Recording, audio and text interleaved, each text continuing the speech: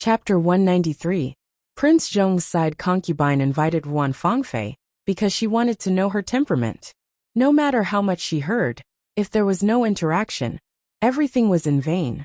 As the saying goes, seeing is believing and hearing is false. Sometimes seeing may not be true. Therefore, to want to see him or her, no matter who it was a very normal thing. The two side concubines were about the same age as Ruan Fangfei's mother. However, if you were going to snatch their rice bowl, they would not be like your mother, protecting you everywhere and thinking for you in everything.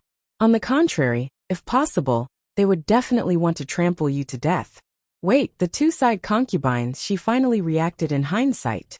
Madame Ruan raised her eyebrows. Other than that, she did not have any other reaction. The current Ruan Fangfei was not so much her daughter, but rather her subordinate.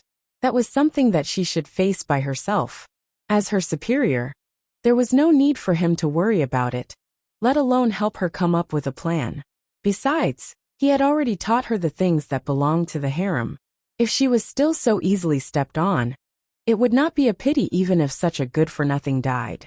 Ruan Fangfei did not wear a veil. The ugly scar on her face pierced into the eyes of everyone who saw her.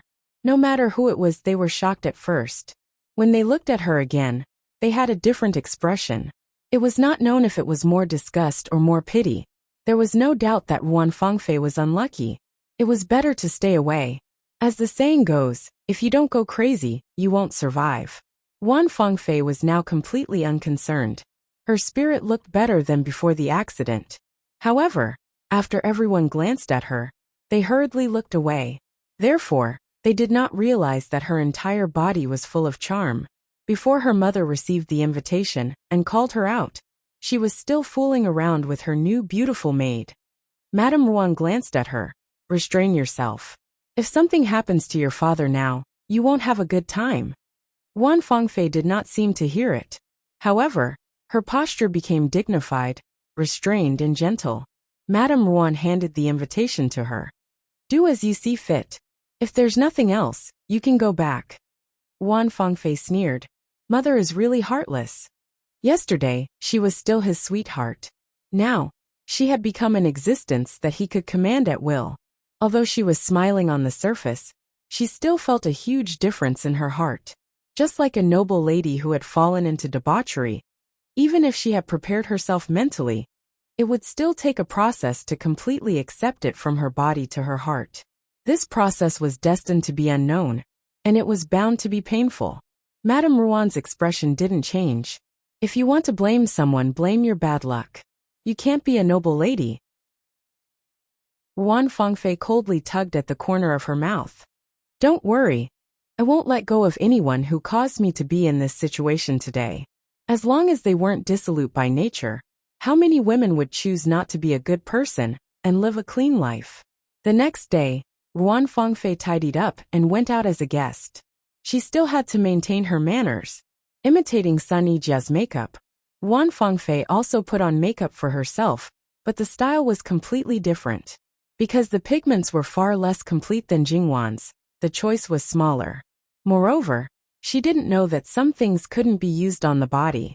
She didn't spend any effort to cover up the black line, but used it as the foundation. It should be said that Ruan Fangfei was indeed a talented girl who was all round. The final effect was very good. It covered up the elegance of a hibiscus emerging from the water, and presented a different kind of charm and enchanting. Ruan Fangfei hooked her dark red lips and smiled. So what if she was disfigured? Men couldn't escape from her palms either. How could these two old women compare to her? However, it had to be said that Ruan Fangfei's experience was still too little. Behind the open and aboveboard there might be a trap. When she knew that the person behind the scenes was Li Hongyuan, she should have enough vigilance. However, Li Hongyuan had been in the underworld for decades in his previous life. In this life, he had made arrangements early and knew what Ruan Fangfei had done. To this extent, if he couldn't deal with a woman in the boudoir, he shouldn't expect to have any ambitions, let alone change his fate.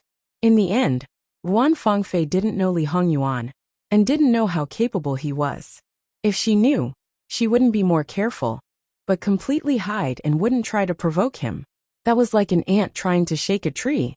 The disparity in strength was too great. There was no comparison at all. Wan Fangfei was led to the backyard of Prince Zhong's courtyard. Then, Wan Fangfei saw Prince Zhong in the pavilion. If she still didn't react, then she was really hopelessly stupid. She subconsciously took a step back. Then she realized something and looked back. Sure enough, all the people she brought were invited away. 3 steps away from her. It wasn't the powerful old woman, but a guard with a sword. Wan Fangfei clenched her fists. Because she was not in good spirits recently, she naturally lost a lot of weight. Her joints were distinct and her skin was very thin, as if it was transparent. Therefore, the blue veins on the back of her hand were clearly visible. Knowing that she couldn't leave now, she took a deep breath and walked towards Prince Zhong step by step. She didn't know that she was actually walking towards hell. That nightmarish night, a moment that she never wanted to recall, was about to play out in broad daylight. Compared to that time when she couldn't see anything, everything that happened during the day was completely reflected in her eyes and engraved in her heart. Everyone's expressions, everyone's movements. She was like a masochist, unwilling to close her eyes from beginning to end. Even if she had exquisite makeup, no one gave her a chance to show it. Moreover, in Prince Zhong's eyes, that enchanting makeup was not an ordinary kind of hateful. She was already his woman. Who else did she want to seduce? After a bucket of water, her makeup was smeared, but she didn't wash it clean. Mixed together, it was a disgusting dirty water. However, this also allowed Prince Zhong to see her true appearance under the makeup. What the hell was this? Although the #1 beauty in the capital had always been controversial, many people recognized Wan Fangfei. Now that she had become this ugly, Prince Zhong's evil fire burned even more. Even if she had fallen for sex, this voluntary fall was a kind of enjoyment, while forced violence was a kind of torture. It was not only physical, but also spiritual. Unexpectedly, she thought of the first time they had touched that rough palm. Yet, those lowly people who had defiled her were still living well in a place where she could not see. She did not care. She kept them and slowly played with them. That was just self-comfort, after not being able to take revenge. Probably because it was really too disgusting. Wan Fangfei couldn't help but vomit. Prince Zhong was furious. She dared to disgust him with such a ghastly appearance? He ordered people to force the things she vomited back. Wan Fangfei also grew up in luxury. Although she couldn't be compared to the nobles, she was still a gold and jade. Today such filth, naturally, the more it was forced down, the more disgusting it was. The more disgusting it was, the more she vomited. It was simply a vicious cycle. In the end, when Wan Fangfei was released, she collapsed to the ground, her body twitching slightly. She only felt that her liver and intestines were cut to pieces, and a yellowish liquid was still flowing out from the corner of her mouth. Someone come, take Miss Wan away and wash her face properly. Wan Fangfei was dragged away by 2 women. Wan Fangfei was combed neatly. If one didn't look at her dispirited appearance, she seemed to be a pampered girl in the palm of the hand. At this time, it was almost an hour since Wan Fangfei entered the courtyard. Just like the previous time, they had a sense of propriety. Even if she was injured, it was only some minor injuries. After wearing clothes, it couldn't even be seen at all. At this time, Wan Fangfei didn't shout hysterically. Instead, she appeared very quiet. There was no hatred in her eyes for these people who humiliated her. Anyone who saw it would feel strange. Prince Zhong looked at her and confirmed that she wasn't stupid because of the blow. He sneered. Once outsiders praised you so highly that even many men heard about you. They said that you were really noble and unattainable. It turns out that in your bones, you are a promiscuous woman. It can be seen that this rumor, whether good or bad, is not necessarily credible. Wan Fangfei raised her head and looked at him. Her eyes were like a pool of stagnant water. Your Highness, may I ask why? Prince Zhong understood her meaning immediately. He sneered. A woman who is even worse than a girl in a brothel. If you want to ask why, it's like asking those men who often sleep with prostitutes why they sleep with a woman who has slept with others. It's as ridiculous as asking those men who often sleep with prostitutes why they sleep with a woman who has slept with others. Besides, this prince is playing in my own home. Could it be that someone will spread the news? Wan Fengfei warned herself not to be angry, not to be angry. She revealed a trace of weakness and helplessness. Why does Prince say this? Even if the subject and Prince have been intimate, I have never been tainted with other men. Why are Prince's words so hurtful? What you have done so. Tears rolled down her cheeks silently. With this man's bad nature, he naturally couldn't see a woman like this. However, Wan Fengfei's face was disfigured, so the effect was greatly reduced. In addition, Prince Zhong knew the cause and effect. Not only did he not pity her, but he was also furious because she was still pretending at this moment. He waved his hand and slapped her. Slut. Wan Fengfei didn't have much strength at this time. This slap directly knocked her to the ground. Prince Zhong grabbed her hair and pulled her up. He leaned close to her ear. You ran out to meet men in the middle of the night and ended up sleeping with a group of men. Then, you schemed against this prince and made this prince take the blame. You still dare to say that it has nothing to do with others? Just a piece of trash like you wants to cling on to this prince and continue to live a comfortable life of luxury? Wishful thinking. If you behave, this prince will still give you a bite to eat. If you don't, I'll directly throw you into a brothel. Who did Prince hear this from to slander this subject's daughter? This subject's daughter didn't. Wan Fengfei cried uncontrollably. On the surface, she was like this, but in her heart, she was filled with hatred. She had painstakingly schemed to choose the lesser of two evils, but in the end, she was still exposed. Why did he always have to go against her? You still dare to quibble? Everyone knew that there was something fishy about the situation at that time. Prince Zhong also deeply hated himself for being so easily tricked. After knowing the whole story, he really wanted to slap this slut to death. Therefore, after this man was schemed against, he became angry out of humiliation instead of reflecting on himself. If she said another word, Prince Zhong might really choke her to death in anger. Wan Fengfei could only shut up. When she couldn't argue and showed weakness, Wan Fengfei also put away her pitiful appearance. Prince, my father is still the Grand Secretary of the Cabinet. Prince Zhong sneered. If this prince reveals everything about you, how can that old thing still be the Grand Secretary? With such a bad family style, the daughter he raised is so hypocritical and morally corrupt. What qualifications does he have to assist the emperor in ruling the world? Even if he doesn't do anything, how long can he last after being angered by you? This unfilial daughter? Do you really think that you are the smartest person in the world? You don't know that in the eyes of others, you are just a jumping clown. Hearing this, the first person Wan Fengfei thought of was Li Hongyuan. Other than him, there was no one else. However, even if she was certain that it was him, she didn't have any evidence. Recalling what Li Hongyuan said, he wouldn't easily take her life. Everything had just begun. Finally, a trace of fear for that man was born in her heart. At the same time, she also felt endless jealousy and hatred towards Jingwan. Clearly, that man was the first person she fancied. Don't take what you think is a big deal. To be honest, this prince is a single prince without power and influence. Under normal circumstances, I really don't dare to go against the Grand Secretary. Unfortunately, your Wan family has declined and lost too quickly. And all of this is because of you. If you don't want the Wan family to be completely overturned, remember to be on call. When this prince is happy, it might even give you some face as a secondary consort. In any case, this prince is also very excited to see you. Next time when you come, wash your face clean. It is obviously very ugly, but you still painted it so seductively. Who else do you want to seduce? Sure enough, you are a slut who is not content with her family. After venting, his heart was probably satisfied. Prince Zhong asked someone to tidy her up and applied some medicine to her face. He even carefully put on a veil for her. Wan Fengfei was sent to the carriage.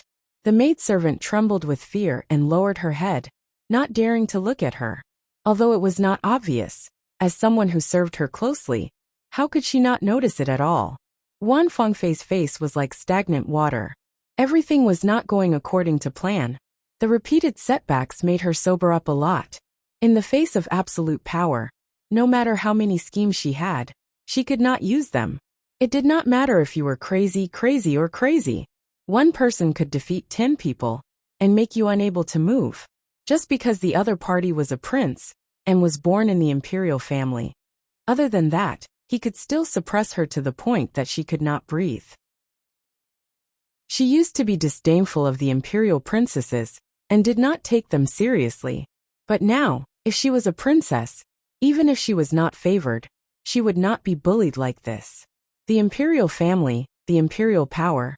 But now was not the time to think about this. What could she do to get out of this predicament? After thinking about it, her mother seemed to be the only way out she could find. Li Hongyuan was obviously not as simple as he looked on the surface. Then, was it possible to use this as a threat to make him hesitate to shoot the rat for fear of breaking the vases? But her mother did not have such an idea at all. The one who was really afraid to shoot the rat for fear of breaking the vases was her.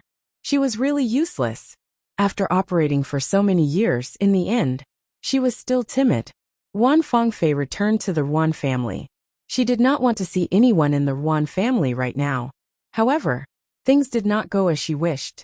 When she passed by the small garden, she met Ruan Ruizhong, who was drinking tea and playing chess with her. A piece of trash who could not even protect his wife and daughter, and still had the leisure to be here alone. Men were indeed not good things. However, she did not see that he had aged countless times compared to a month ago. In the past, because of proper maintenance, he looked much younger than his actual age. But now it was completely consistent. She did not notice that this man, who had always had high daily requirements, was getting more and more decadent. He had always been meticulous, but there were more strands of messy hair. She also did not notice that he had not touched his favorite flowers and trees for a long time. And in front of her eyes, what was displayed on the chessboard was not leisure, but anxiety and powerlessness. He was a man with his own self-esteem and pride.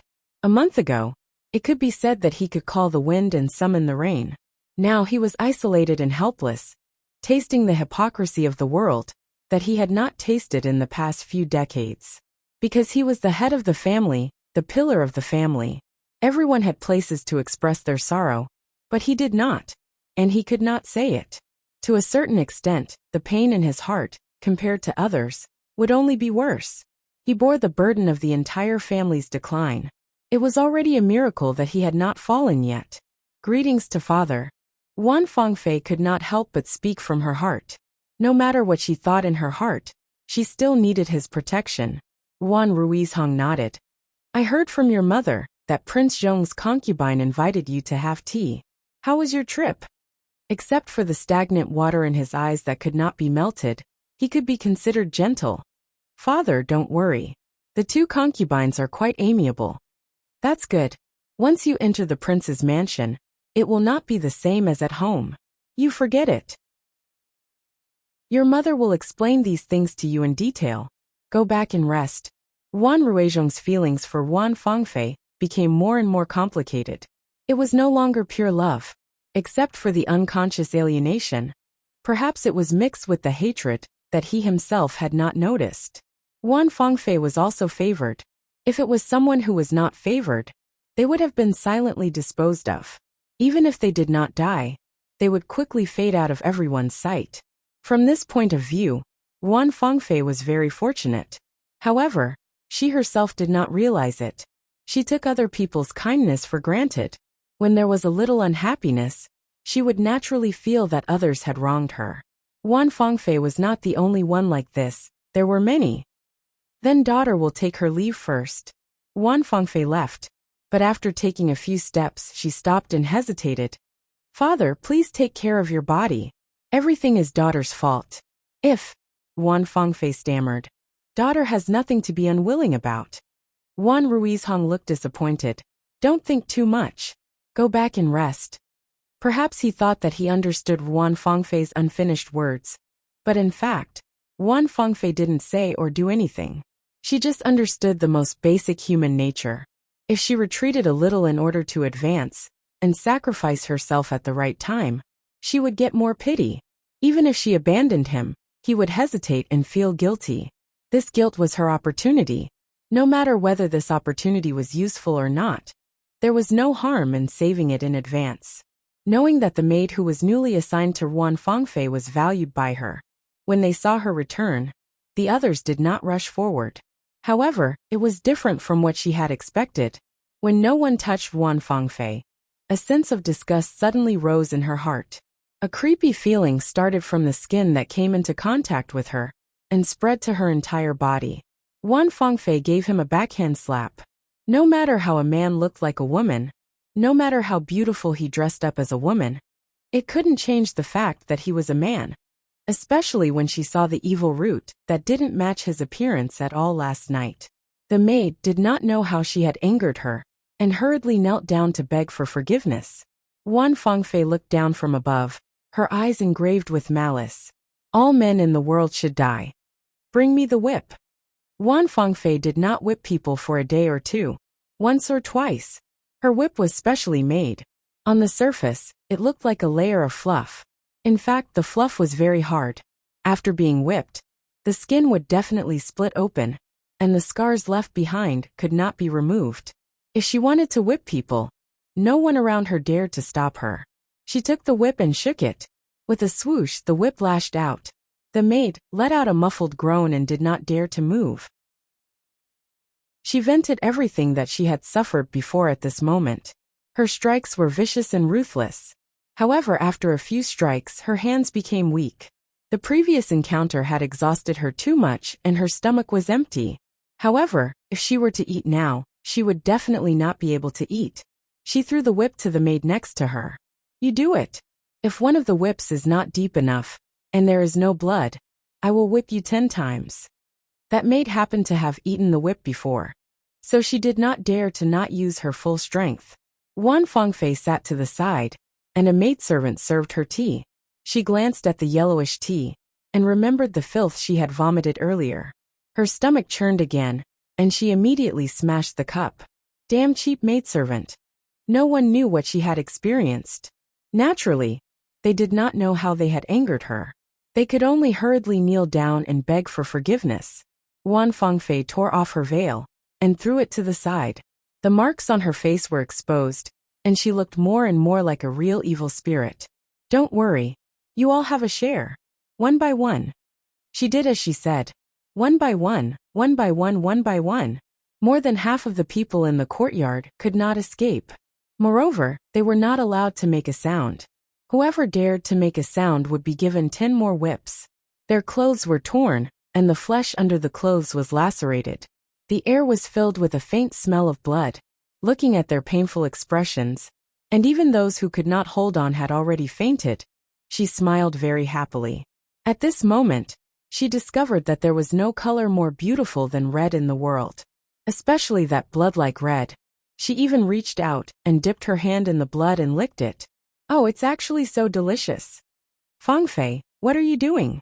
Old Madame Ruan knew that Ruan Fangfei was venting her anger on the servants, but did not care. Thinking that she had suffered a loss, it did not matter if she vented her anger. However, it continued for a long time. Moreover, if she did not stop it, she was afraid that someone would die. Thus she made a trip. However, the scene she saw made her frown. This daughter, even the most basic human nature was slowly degenerating. This kind of person, once she could not control her, she would immediately bite her master. Old Madame Ruan clenched her fists behind her back. Letting her mother do it personally is not a bad idea. Digression. https://www.bicken.com/11/11807/6653207. HTML chapter error. Click here to report. Registration is not required. We will deal with it as soon as possible. After reporting, please wait patiently and refresh the page. Please remember the domain name of this book. www.bicken.com mobile edition reading website. bicken.com. Chapter 194. Letting her mother do it herself isn't a bad idea. Li Hongyuan stirred the tea, paused, and put the cup back. He didn't know what method Luo Peishan was going to use to process the tea leaves. If he was slow, it would take a few months, but if he was fast, the tea leaves would be ready by this time. No matter what, He was the one who picked them, so there was nothing wrong with going to take a look. As for Wan Fangfei, he basically didn't need to do anything. With Uncle Wang there, he only needed to watch over them at the right time. As for Wan Ruiz Hong, he only needed to give him one more straw. This could be delayed. He already had a plan for when to make a move. It wouldn't take too long. In any case, before returning to the capital, everything should be settled. Who did you look for last night? Li Hongyuan looked indifferently at Qing Shi and Qing Ge, who were bringing the young maidservants to serve lunch. He didn't suspect that they would disobey his orders, nor did he have any interest in the private affairs of his subordinates. It was just that when he saw them, he suddenly thought of it, and was a little curious. Qing Ji's hand trembled, and almost dropped the plate in her hand. On the other hand, Qing Shi was very calm, and naturally reached out to catch it. She then placed it on the table.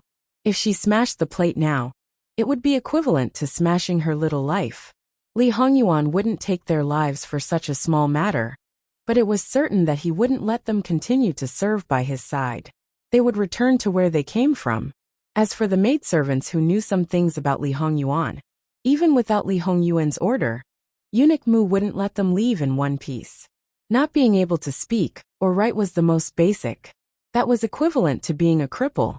Moreover, if they were sent back by their master, there would definitely be a problem. Who else would use them? Among the servants, the situation of flattering the strong and stepping on the weak was even more serious. When in power, those who were older than you would affectionately call you elder sister or master. Once you lost power, they would immediately spit at you and squeeze you to death. Qing Ge looked at Qing Shi gratefully.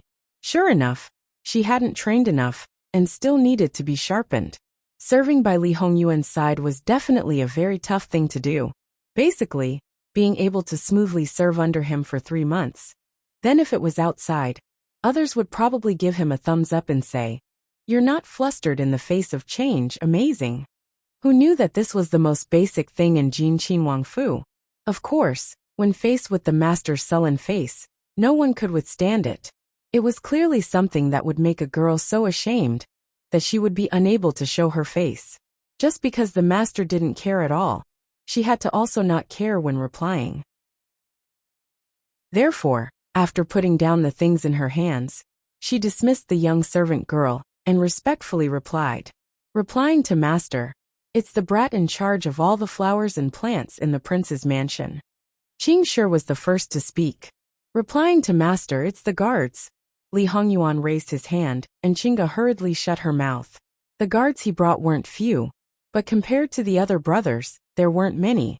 If he only chose from the guards, other than an it didn't matter who it was.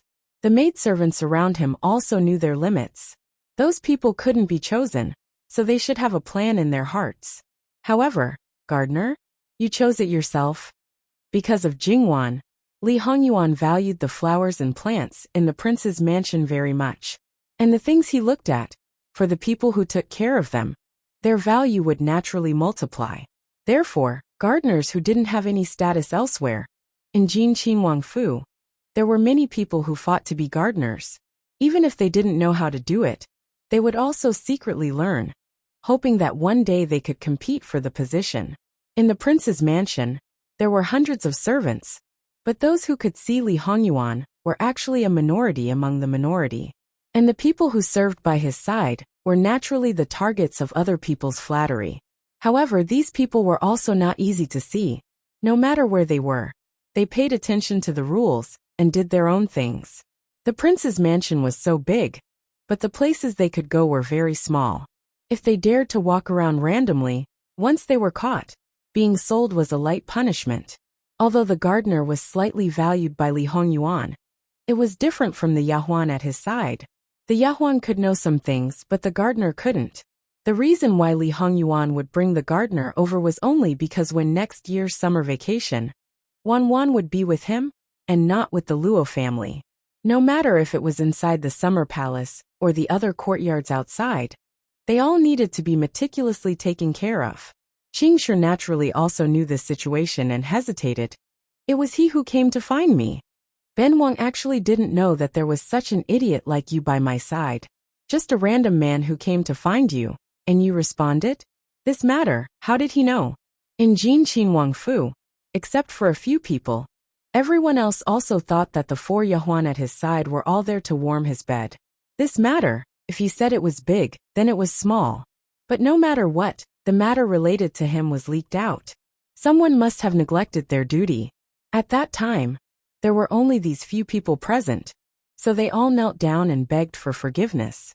If there was one matter that was leaked out, it meant that other matters were also possible. The gardener slipped over at the fastest speed. Originally, because he had won the beauty, he was flushed with success. But suddenly such a thing happened. For a moment he was stunned. Facing his master who was imposing without being angry, he knelt on the ground and trembled. However, Li Hongyuan wasn't interested in handling this matter himself. Muan, Ben Wang only wants results. Yes, master. Mu Gonggong hurriedly responded. He was Li Hongyuan's close attendant, and also the steward of Jin Qin Wang Fu.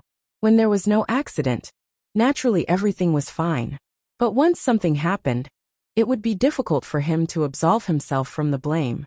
Therefore, at this time, Mu Gonggong also hated to the point of wanting to kill someone.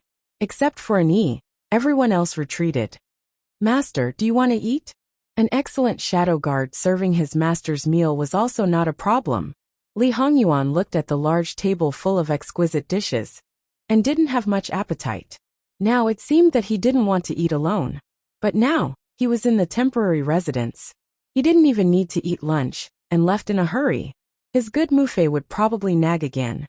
He ate more or less, but the main dishes on the table were not touched. In the summer, who would eat those oily and greasy things? The cook he brought naturally knew his taste. Therefore, these main dishes were in fact sent by Lu Qingdi and concubine Su. Even if they knew his taste, they were afraid that he wouldn't eat well, and said that he ate too bland. Therefore they kept sending. Li Hongyuan ate a little, and put down his chopsticks. Take it down. You can divide it. Thank you, master, for the reward. And he said. After going out for a moment, he came in with the other brothers, and nimbly cleaned up the table. For the servants, these were not the leftovers of the master, but a gift. Without the master's order, the people in the kitchen could only secretly drool after receiving the food. After all, the food that was served to Li Hongyuan, even if it was a small cabbage, was carefully cultivated and extraordinary, not to mention the other dishes. The ingredients used were all first class. Some of the dishes only had one ingredient, and perhaps they would not be able to earn money for the ingredients in the kitchen in their lifetime. How could they not be envious? On Eunuch Mu's side, the results of the interrogation had already come out. It was just a coincidence. The gardener had a bear's heart and leopard's guts. He had long taken a fancy to Qing Shi, but he knew that she was the master's person, so he had been bitterly suppressing himself. Who knew that yesterday in the garden, he accidentally heard Qing Shi talking to a guard. The general idea was vague, but he understood the essence. Then he excitedly ran out to find Qing Shi. However, he didn't dare to break into the master's courtyard, so he could only wait outside while scratching his ears and cheeks. Even after confirming that Qing Shi was in the main room, he had been anxious and uneasy. He waited until nighttime when he finally saw Qing Shi come out. Because he had waited for too long, from the beginning, he was worried whether Qing Shi would refuse, or whether she already had someone else in her heart. When he saw her, he didn't think about anything else, and directly went up to her. Therefore, from the beginning, the gardener didn't think about whether Qing Shi was a virgin or not. Even if she wasn't, he wouldn't have minded. In fact, Qing Shi had a bit of a broken jar, and had the idea of falling for whoever she met. Otherwise, she wouldn't have dawdled until night time. The gardener's appearance was out of her expectations. At that time, she thought that if someone took the initiative, it would save her the embarrassment of taking the initiative. Then, things became so muddle-headed. Only then did Qing Shi realize that there were some problems, but it was too late for regrets. Therefore, she wanted to find an opportunity to explain to the master, but Li Hongyuan asked first.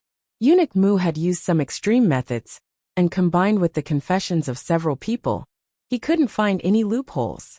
Even so, Qing Ji's new lover didn't notice that someone had heard the conversation between Qing Gu and him. Whether it was because he heard something too shocking or not, his attention was all on Qing Gu. He had neglected his duty, so he had to be punished. Qing Gu was also punished. As for Qing Shi, she was negligent and didn't understand the situation clearly before she ran away with someone. That was even more unforgivable. Therefore, these two pairs of Mandarin ducks were not left behind. The most miserable one was the gardener, who was punished severely by eunuch Mu. He was already half dead.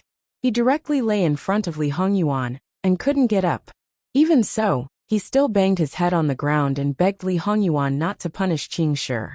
He was willing to bear the punishment for the two of them. Li Hongyuan was infatuated with Jing Wan, but it didn't mean that he would have compassion when he saw other infatuated people. He didn't care about other people, so he didn't look at them and directly got up to leave. Eunuch Mu was about to follow when Li Hongyuan suddenly stopped and turned around. 20 planks. Eunuch Mu's heart trembled. He felt that he was wronged, but he didn't dare to plead for mercy. Yes, Li Hongyuan was already used to it. If it was someone else who didn't understand his temperament, it would only be more troublesome. After Li Hongyuan walked away, Eunuch Mu's face was a bit gloomy. He raised his foot to kick the gardener, but he was blocked halfway by Qing Shi. That's right, the four maidservants of Qing Shi, Gu, and Fu were not delicate. They all had a certain foundation in martial arts. Li Hongyuan didn't need those maidservants who couldn't lift their shoulders. When needed, he could use women as men and men as livestock. He wouldn't pity them because they were young or because they were women. There was only one person he would pity. Being blocked, Eunuch Mu's face turned even darker. But he could only glare at Qing Shi. There was nothing else he could do. He was Li Hongyuan's personal attendant, and Jin Qinhuang Fu's steward. These were all true. However, the people around Li Hongyuan, the phenomenon of flattering the high and stepping on the low was the lightest, because it was impossible to put other people's eyes in front of him. Thus, as long as the master was not biased, even if you had more power, it was useless. If there was an internal strife, Li Hongyuan would be able to sweep them all with a spoon. Those that Eunuch Mu could casually step on were those that couldn't squeeze in front of Li Hongyuan. Eunuch Mu could only flick his sleeves and leave. When there were only two people left, Qing Shi helped him up. Her heart was very complicated. Originally, she didn't expect to find a good person in this life. But suddenly, an infatuated person appeared. The punishment for two people: your little life is gone. Do you want me to find another one after you die? The gardener was stunned. Then I'll help you bear part of it? It's fine as long as it doesn't take my life. In the future, let me take care of everything. Qing Shi, what do you say? Qing Shi looked at this face that could only be considered delicate and pretty, that serious expression with a bit of apprehension. She suddenly burst out laughing. When Li Hongyuan went to Luo family, he didn't hide from anyone and was very calm. He also didn't worry about people suspecting that he was roping in Luo Peishan. Thinking about it, Luo Peishan now had a tendency to develop into a solitary official. Just ask, to support someone to the throne, was it possible to just be a minister of the Ministry of Appointments? When Li Hongyuan entered Luo family's door, he was more leisurely and at ease than when he entered his own home. Those who didn't know would think that this was his home. Luo Peishan's nose and eyes weren't his nose and his nose. Jingwan was also a bit speechless. Wang Ye, you just came the night before, so you don't need to come so diligently. In the end, Li Hongyuan still gave Luo Peishan some face, and didn't completely ignore him. He focused his attention on Jingwan, and changed the topic to the tea leaves, indicating that he wanted to take a look. Luo Peishan's expression finally improved a little. Then he took it out with a bit of intention to show off. It was only a shallow box less than half the size of a palm. The tea inside looked pitifully small. Only this much? Of course not. Luo Peishan said unhappily. Digression. The author is going out, and this is probably the only thing he has today. https://www. yanguwaiwo.com/11/11807/6653209. HTML chapter error. Click here to report. No registration required. We will deal with it as soon as possible. After reporting, please wait patiently and refresh the page. Please remember the domain name of this book, www.yanguiwo.com. Bikago mobile reading website yanguiwo.com. Chapter 195. Li Hongyuan didn't say anything else. He watched as Luo Peishan personally brewed the tea. From time to time, he would turn back and whisper to Jingwan. There was a bit of contentment and relaxation, not to mention the gentle smile on his face from beginning to end. Anyone could see that it was joy from the bottom of his heart. And perhaps Jingwan was affected by him. She also looked leisurely and contented. She was smiling, and her eyes seemed to be shining. Between them, there seemed to be no place for a second person to come between them. When Luo Jinghua and Sun Yijia slowly walked over, they saw this kind of scene. The husband and wife couldn't help but stare blankly and look at each other. Could it be that Jin Qinhuang's rumored great favor is like this? Xiaomei can have such an attitude towards him. It's no wonder that I heard that those women would want to die in the end. Luo Jinghua said rather emotionally. Sun Yijia looked at him speechlessly. What kind of expression was that to come up with such a damned conclusion? That was a prince, a Qinhuang. It wasn't like he couldn't get the previous woman, and it wasn't like he wanted to get the other party's heart. Would he lower himself to deliberately cater to the other party? Dream on. This clearly showed that he was treating Wan Mimi like this. And to be able to create a world that only belonged to the two of them, and not let Wan Mimi notice. Jin Qinhuang really didn't have ordinary good intentions. Sun Yijia felt that for the time being, she should be able to rest assured about Wan Mimi's future days. Then she looked at the one beside her. Regarding the feelings between men and women, her husband was actually a blockhead. However, Sun Yijia wouldn't complain that he didn't know how to be romantic. As the saying goes, no one is perfect. It was better and more realistic to have a flaw. She couldn't be more satisfied with this husband. The arrival of the two people naturally broke the atmosphere between Jingwan and Li Hongyuan. Luo Jinghua always felt that his future brother-in-law's gaze was a bit cold, but Sun Yijia directly ignored it. It was still too early for him to get divorced, but he was already seducing his sister-in-law in front of them. Did he really think that they were blind? How could he not take her family seriously? Even if he was a noble, he couldn't do it. Luo Peishan was quite happy about their appearance. As for why, he himself could not explain it clearly. He felt that the atmosphere just now was too strange. He even felt that his presence as an old man was unnecessary. If he continued to stay, he would be struck by lightning. Now that there were two more people, that feeling disappeared, so she could focus on making tea again. Being disturbed, Li Hongyuan was not very angry. He said a few words to Luo Peishan, and said a few words about his tea art. It was obviously a very ordinary meaning, but when it came from Li Hongyuan's mouth, it seemed to be very pleasant to hear. Didn't you see that he was a little strange before? Now he was happy and happy. Jingwan looked at Li Hongyuan in surprise. She knew a little bit about Li Hongyuan's temperament. He was someone who didn't even hold back when he talked back to Luqing Emperor. Unexpectedly, he was able to say something like a compliment. Li Hongyuan raised his eyebrows and smiled at her. Under normal circumstances, if he really wanted to please someone, there was basically no one he couldn't get. Jingwan couldn't help but laugh. Alright, someone was doing this because of her. She was grateful for that.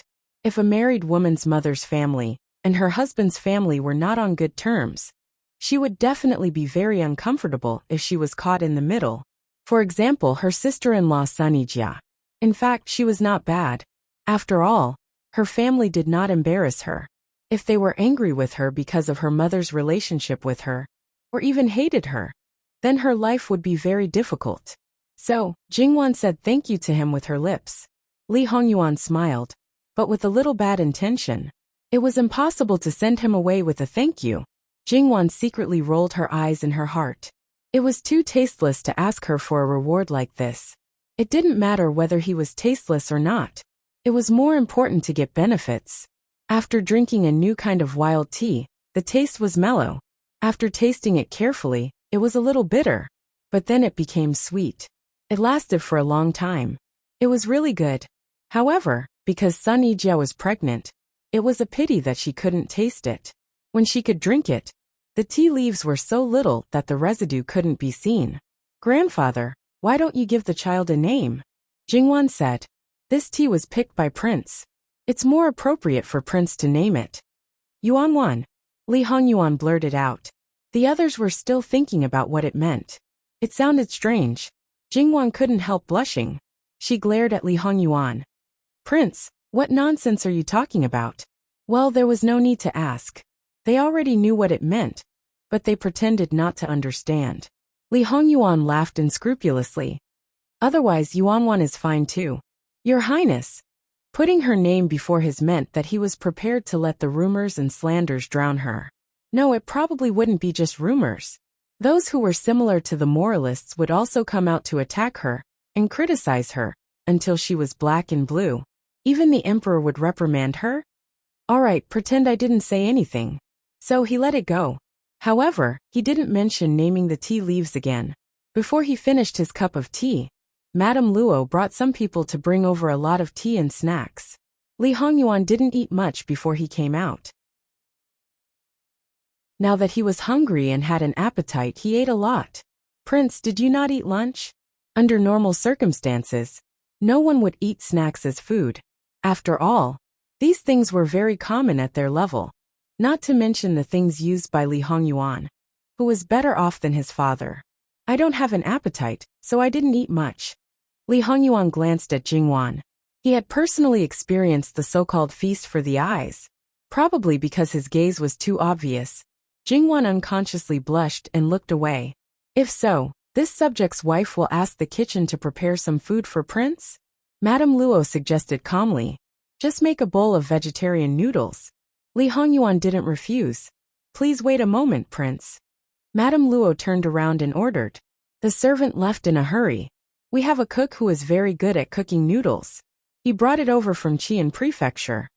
Jingwan smiled. Oh, then this prince will have to taste it. Jingwan nodded. Prince might like it. You'll know after you try it. It wasn't made by his wife.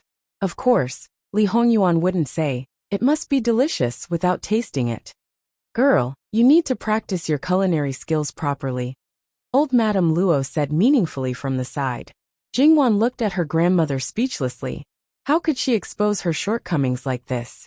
Besides, her culinary skills were not good. And it was all because of her grandmother's indulgence. She said that a lady from a respectable family did not need to learn these things. Regardless of whether it was before or after marriage, there would always be a chef. She only needed to know how to make some dishes.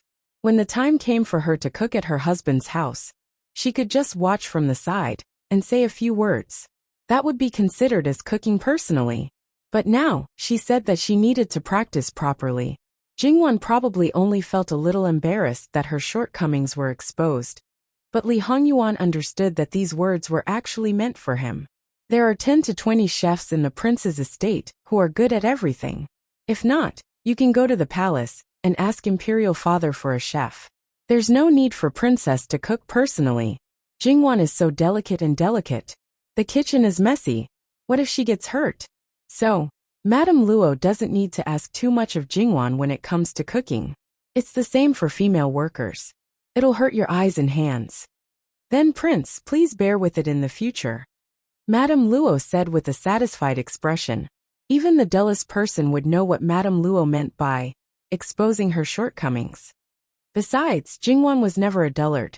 She was clearly telling Li Hongyuan that if he wanted her to cook, he shouldn't even think about it. Fortunately, a certain someone was tactful. If he had said something unpleasant, it would have been awkward. However, this kind of thing could be said in private. How could he say it in front of her? Speaking of which, it seemed that no daughter of a family would personally entertain her fiancé. So they were all in the privileged class. If he wanted to see her, her family naturally wouldn't dare to stop him. People who didn't play by the rules were really annoying. But they didn't know that this matter was actually mutual love, and not someone's coercion. I'll go see if the noodles are ready. Jingwan stood up a little anxiously. She didn't wait for them to respond, and directly left unruly. However, She was the apple of everyone's eye, so no one cared about her. Seeing Jingwan leave, Sunny Jia also stood up and excused herself. Originally, she only came out to greet Jingwan, but because of Jingwan's presence, she stayed a little longer. However, not long after the two of them left, a servant came to say that Prince Rui had sent someone over. Should they see him? The masters of the Luo family all looked at Li Hongyuan. Logically speaking, this was the Luo family's matter, so it wasn't Li Hongyuan's place to interfere. However, that person had a subtle relationship with this person. The Luo family was also tired of Prince Rui. In fact, they wanted to use this overlord's hand to reject him. Call him in. This prince will take care of everything. The person who took away his beautiful cabbage, naturally, he didn't have a good expression. However, this person was really good at doing things. Prince Rui sent a mama. Without a doubt, it should be related to the inner compound. This mama wasn't someone else. She happened to be the one who received Luo Jingying from the Luo family last time. The one who was highly regarded by Li Hongming. Lu Mama probably didn't expect that Prince Jin would also be here, and hurriedly paid her respects. Facing other people, even if it was noble consort Su, she could still calmly deal with them. However, facing Li Hongyuan, she was a little fearful, and could only strive to be calm. What did Li Hongming ask you to come to the Luo family for? Li Hongyuan directly called his elder brother by his name. It could be seen that he wasn't the least bit polite. Replying to Wang Ye, Master, let this servant come to report the good news. Luo family's Shiqiang is pregnant. Shiqiang? Li Hongyuan was silent for a moment. Bin Wang remembered correctly. It should be 1 month, and she's already pregnant? Why else would it be said that Shiqiang is a blessed one? Although it's still early in the pregnancy, it's not far from 10. At that time, Jingwan and the others suspected that Luo Jingying was pregnant on the first time. Everyone else was the same. Therefore, everyone knew what was going on. It's just that Li Hongming was too impatient. Even if he had to wait for another 10 days to half a month. Digression. https://www.bicken.com/11/11807/66532210. HTML chapter error. Click here to report. No registration required. We will deal with it as soon as possible. After reporting, please wait patiently and refresh the page. Please remember the domain name of this book, www.bicken.com. Bicken.com mobile version reading website, mbicken.com. Chapter 196. Generally speaking, no one would announce the good news before the diagnosis was confirmed, even if the person to announce the good news was the maiden's family. A married lady would inform her maiden's family as soon as she was pregnant in order to reassure them. If it was just an ordinary relationship by marriage, the maiden's family would naturally be happy that their child could have a better foothold in the husband's family. However, if the relationship was related by interest, the baby in the womb would also make this relationship more stable. Because of this, it was necessary to be safe. Therefore, although it was not necessary to wait until 3 months for the baby to be stable, at least the good news had to be confirmed before the good news was announced. Otherwise, because of some special circumstances, as a married lady who needed her maiden's family to help invite a doctor, she would secretly do it through someone she trusted. If the good news was announced early, and the result was a mistake, it would be very unpleasant. Obviously, Luo Jingying's situation did not belong to any of the above. Li Hongming had always done things properly, so naturally, he would not make such a mistake. Then, it was certain that Luo Jingying was really pregnant. No doctor could confirm that a woman was pregnant in at most 1 month. Li Hongming dared to send people to the Luo family at this time. First, he knew that the Luo family also knew the truth. Second, he was really anxious and couldn't wait any longer. Luo Jingying had been in his harem for a month, but there was no news from Luo Peishan. Because she was a concubine, her maiden's family could not do anything openly. It was normal for them to secretly find ways to send gifts and inquire about the situation. Out of 10 families, it was estimated that 9 out of 10 families were like this. Under normal circumstances, as the wife, she would turn a blind eye to the concubines with background and would not interfere. However, the Luo family's attitude was as if there was no such person. Li Hongming did not want to ask his princess not to make things difficult for the Luo family, but to ask if anyone from the Luo family had come to the Luo family. Li Hongming had already faintly sensed the real situation from Luo Jingying's attitude at the beginning. However, the reality seemed to be worse than he expected. This was what Li Hongming did not want to see the most. This was no longer a matter of whether his concubine was liked by her maiden's family. To some extent, it was a more direct reflection of the Luo family, or more accurately Luo Peishan's attitude towards him. If Luo Peishan thought highly of him, as long as he had the slightest intention of assisting him, even if he sent a kitten or a puppy to his residence, he would use this opportunity to get closer to him. However, if it was the opposite, even if Li Hongming schemed against his most beloved granddaughter, he would probably bear the pain and give her up. Because of this kind of anxiety, Li Hongming could not wait to find out that Luo Jingying was pregnant. If it were not for the sake of blocking the public's mouths and preventing them from completely angering the Luo family, he would have already taken action half a month ago when Luo Jingying's pregnancy began to show. His purpose was nothing more than to not give up. He wanted to confirm whether everything was really as he expected. If it was not, it would be for the best, but if it was, I don't know whether she is blessed or not. I only know now that the young lady from our family, who was carried into Prince Rui's residence, also came to the summer palace. Along the way, plus the few days after arriving, Prince Rui and our master met frequently. Even I have seen Prince Rui once, but I have never heard him mention anything. Madame Luo calmly told the truth, but Nanny Lu's heart was not calm. The Luo family actually did not even know this.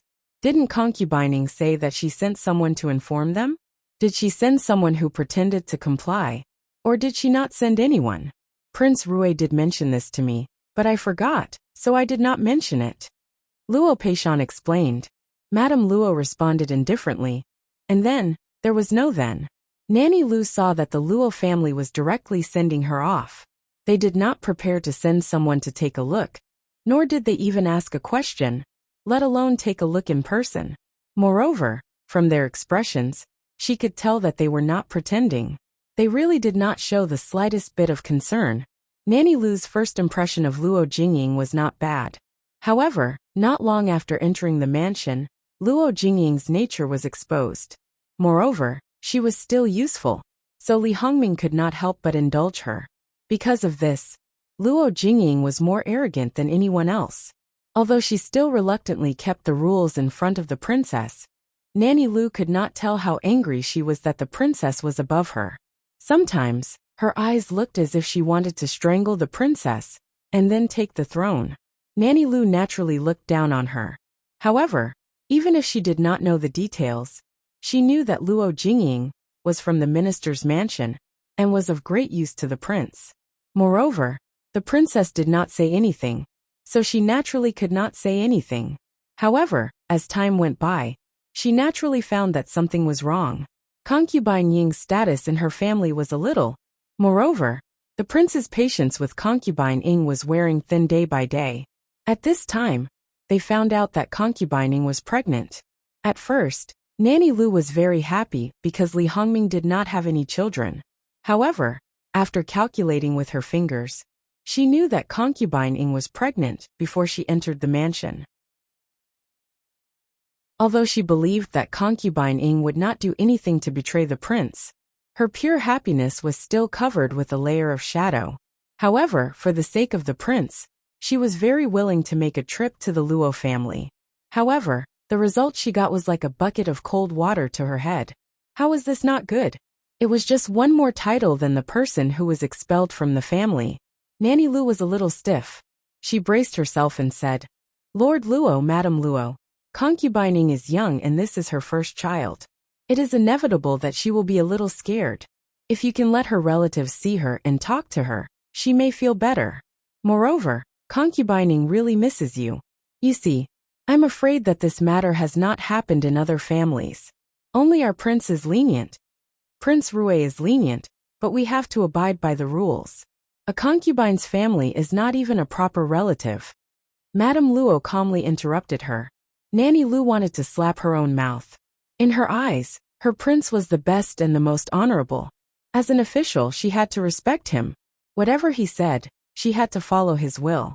Therefore, her words, which were originally asking for help, unconsciously became a favor.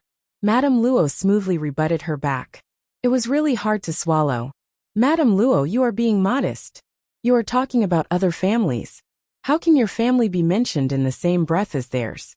Can you say this in front of Elder Lu? Madame Luo's tone was calm, but her words were not polite at all. Nanny Lu was speechless. Her goal was very simple. No matter what their relationship with concubining was, as long as the Luo family went to see her, it would be enough to let outsiders know that the Luo family had entered the prince's place.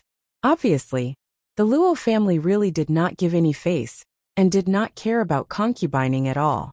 Naturally, they would not care about what kind of life she would lead without the support of her maternal family.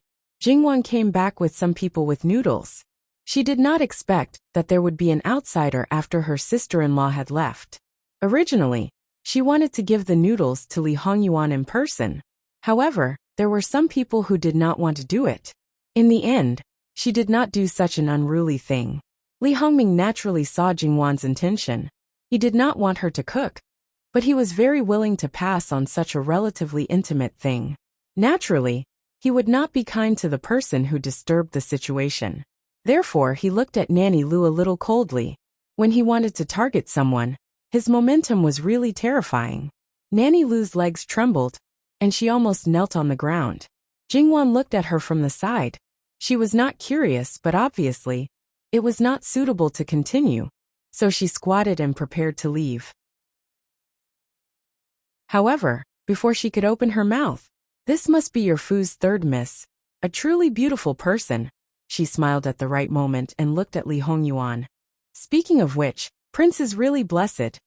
Then, she clearly felt that the feeling of being targeted weakened a lot. She did not expect that she had gambled correctly. However, Jin Qinhuang's care for the Luo family's third miss was simply shocking. Nanny is overpraising. Jingwan smiled faintly, because the Luo family's third miss was famous outside, although she had never seen her. But she was very clear about her bearing and self-restraint. Originally, because of the Luo Jingying, she was very suspicious of this point. Now that she saw it, she knew where the problem was. That was a person who tried to paint a tiger, but ended up looking like a dog. Because she held back for a while, after collapsing, she gave people an even worse impression. Now that she was compared to the main character, it was simply the difference between the bright moon and the firefly. Her heart was filled with regret. Why was it not this girl who entered her own prince's inner courtyard? A souffle would have been appropriate. Just as Lu Mama was lost in thought, something suddenly flew over. She was startled and hurriedly dodged, but in the end, she was still not lucky enough to escape. Her shoulder was hit and water stains were all over her body. There was also that bone-deep pain. Faced with Li Hongyuan's overflowing hostility, it was as if he wanted to skin her alive. Finally, she could not support herself and knelt on the ground. The teacup just happened to break at her feet. When she knelt, the pain was not only on her shoulder. "Prince, Ben Wang's Wang Fei, is it something that Li Hongming dares to covet?" "Prince, you misunderstood. This servant is just noisy." Lu Mama closed her mouth. Don't mention making a sound. She did not dare to breathe loudly. Li Hongyuan picked up his chopsticks and unhurriedly began to eat the noodles. A bowl of noodles, it looked and smelled good. Moreover, since it was something for the prince to eat, it was definitely not just noodles. There were also several side dishes, all of which were crisp and refreshing. The taste was indeed not bad. Li Hongyuan ate calmly. Jingwan also felt that it was inappropriate to leave at this time. His movements were quite fast. He basically finished the entire bowl of noodles, and most of the side dishes as well. After he put down his chopsticks and rinsed his mouth, he looked at Jingwan. "Your fourth younger sister is pregnant. Do you want to go and see her?" This prince is just in time to find Li Hongming and ask him how he trains his servants. "Fourth younger sister?" Jingwan was slightly startled. Then she glanced at Lu Mama and chuckled. Everyone in the Luo family knows that this servant and my fourth younger sister are like fire and water. She is now very precious. If this servant goes to see her now, what if something bad happens to her because of anger? I think Prince Rui loves children. If Prince Rui blames me, this servant can't bear the responsibility. In the Luo family, only you 5 masters come out to avoid the summer heat. Needless to say, Lord Luo and your elder brother are here. Madame Luo is her grandmother, and she is now a concubine. Whether in status or seniority, if Madame Luo condescends to see her, I'm afraid her life will be shortened. Speaking of which, only your sister-in-law is barely suitable. My sister-in-law's health has just recovered. How can she go out? Jingwan flatly rejected. Duchess Ding made such a scene in front of the Luo family's residence that day. There were probably few people in and out of the summer palace who didn't know about it. If you marry me, your status will naturally be very inappropriate. Now you have to be a little wronged. Although she is a concubine, and you don't like her, she is still a member of the Luo family, and was born in the minister's mansion of the Ministry of Personnel. Even if she is a concubine, she is still more noble than others. There are people everywhere who flatter the powerful and trample on the weak. She represents the Luo family in Prince Rui's mansion. When others trample on her, they will probably feel the pleasure of trampling on the Luo family. Moreover, doesn't Wanwan want to see her in person? Li Hongyuan gave a shallow smile. Although Jingwan was a little dizzy from Li Hongyuan's enigmatic smile, she didn't really faint. The meaning behind these words seemed to be helping Luo Jingying, but no matter how she listened, it didn't sound right. Prince Jin occasionally did things that he shouldn't have done. According to Jingwan's words, it was a violation of his persona. However, these things seemed to be indirectly related to her, and the result was very satisfying. And now, he seemed to be doing the same thing again, with a bit of wilting. Personally meet Luo Jingying, and let her tell Prince Rui about Luo Jingying's status in the Luo family. As long as she broke Prince Rui's last bit of fantasy, Luo Jingying's days could be imagined. Thinking about it like this, she seemed a little excited. There was a saying, what was it again? Knowing that she's not good, I'm happy. Seeing with my own eyes that she's not good step by step. Wouldn't I be even happier? Well, in fact, Jingwan wasn't that bored. It was meaningless to pay too much attention to people like Luo Jingying. Li Hongyuan saw the lack of interest on Jingwan's face. He knew that with Jingwan's temperament, she never cared about insignificant people. No matter how Luo Jingying bounced around, it didn't affect her. She always knew what she needed, and wouldn't lose herself, and deviate from the direction. This wasn't wrong, but Jingwan didn't know that sometimes, small people could also stir up big waves. Although this possibility was very low, the best way was to completely eliminate this possibility. People who hated you directly trampled to death. Even if for some reason, directly killing them wasn't good, it was better to step on the other party until they didn't have the ability to resist.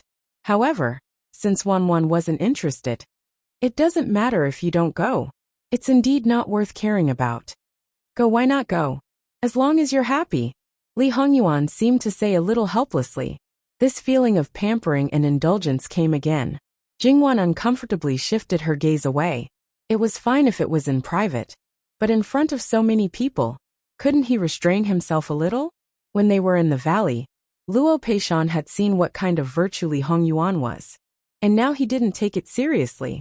After old Madame Luo was slightly surprised, she also returned to calm, as if she hadn't discovered anything. On the other hand, Lu Mama lowered her head and tried to hide the shock in her eyes. Li Hongyuan wants 7 days of favor. Many people only heard about it, but there weren't many opportunities to see it. However, Lu Mama was fortunate enough to see it. How should it be said?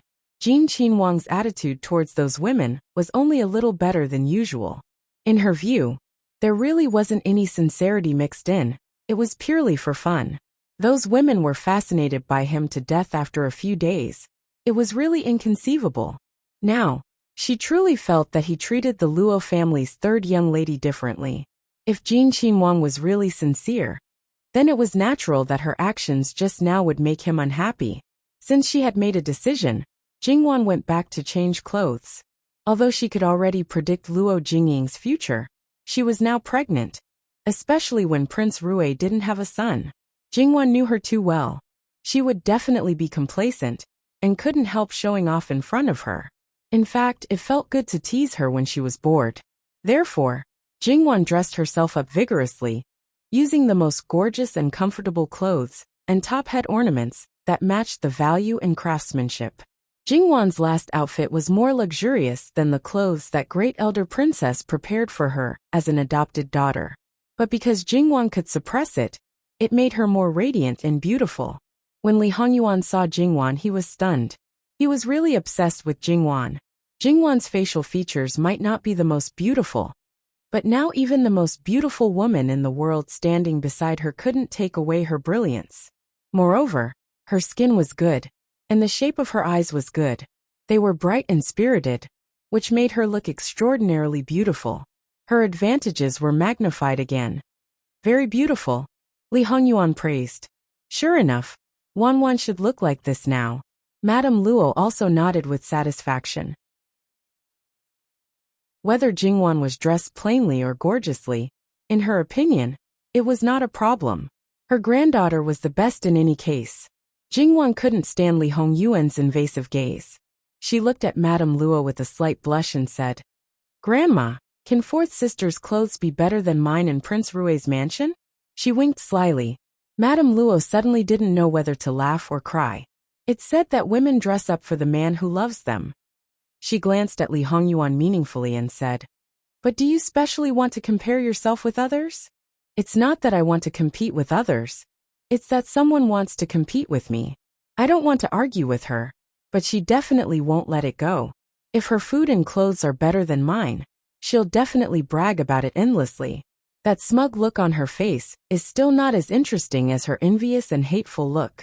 I just want to annoy her. You are getting more and more strange." Madame Luo pointed at her from a distance. "Didn't you just say that she is precious and can't be annoyed?" Jingwan showed a wanton smile. "I suddenly remembered that fourth sister's vitality is tenacious. Otherwise, why does she appear energetically every time I think she won't appear again and look for trouble?" Madame Luo shook her head and looked like she couldn't do anything about her. Li Hongyuan's heart was itching, as if it was being scratched by a kitten's claws. He couldn't wait to pull Jingwan into his arms and ravage her.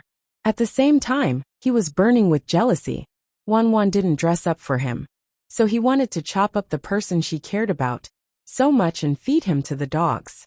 Li Hongyuan drank the tea and looked at Jingwan with a deeper gaze. It was as if the tea in the cup was actually Jingwan's body and soul. It was incomparably delicious.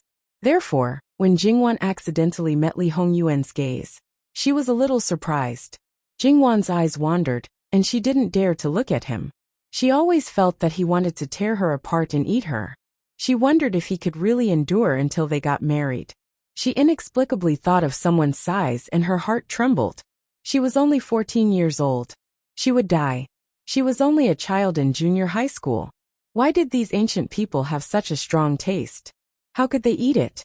However, when she thought of another person who was one day younger than her, and was now pregnant, Jingwan felt more and more uncomfortable. She didn't know what she was thinking, but in the blink of an eye, her expression changed. She was so distracted that she didn't even notice Li Hongyuan walking in front of her. Li Hongyuan laughed in a low voice. Jingwan finally came back to her senses. Seeing the person in front of her, she subconsciously took 2 steps back. When she realized what she was thinking, her face turned red. This reaction made Li Hongyuan even more curious. He wanted to know what she was thinking. It had to be known that Jingwan was not a person who was easily embarrassed, especially when it came to intimate contact. It was easier for him to tease her intentionally or unintentionally. However, in order to prevent her from getting angry from embarrassment, he didn't ask. "Let's go." Jingwan calmed herself down and let the heat on her body fade away. Seeing that he was about to leave, and that Nurse Lu was still kneeling in the same place, Jingwan wasn't sure if there was a broken teacup under her knees. "Your Highness, she's Prince Rui's servant. Wouldn't it be better for Prince Rui to deal with her?" Jingwan, are you pleading for her? Li Hongyuan asked. No, it's just that this is the Luo residence. No matter who made her kneel here, it's not a good thing for the Luo family. Nurse Lu's gaze, which implied that she was appraising the value of goods, not only angered Li Hongyuan, it also made Jingwan unhappy. How could she plead for someone like this? She wasn't her mother. If Jingwan really did plead for mercy, Li Hongyuan wouldn't refuse. However, Jingwan's true nature made him happier. There are always people in this world who think they're infallible. This prince didn't make anyone kneel. Jingwan, you have to remember that no matter how many small fishes and shrimps are killed, there will be more. It's really a waste of energy. It's far better to just directly kill a big fish. It can also solve the problem from the root. Jingwan was startled. Li Hongyuan, this man, the living king of hell, was not to be trifled with. Moreover, he was ruthless, intelligent, and shrewd. He also had a perfect face.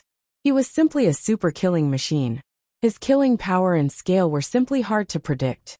Li Hongyuan wanted to touch her face, but he restrained himself and softly said, "Don't be afraid."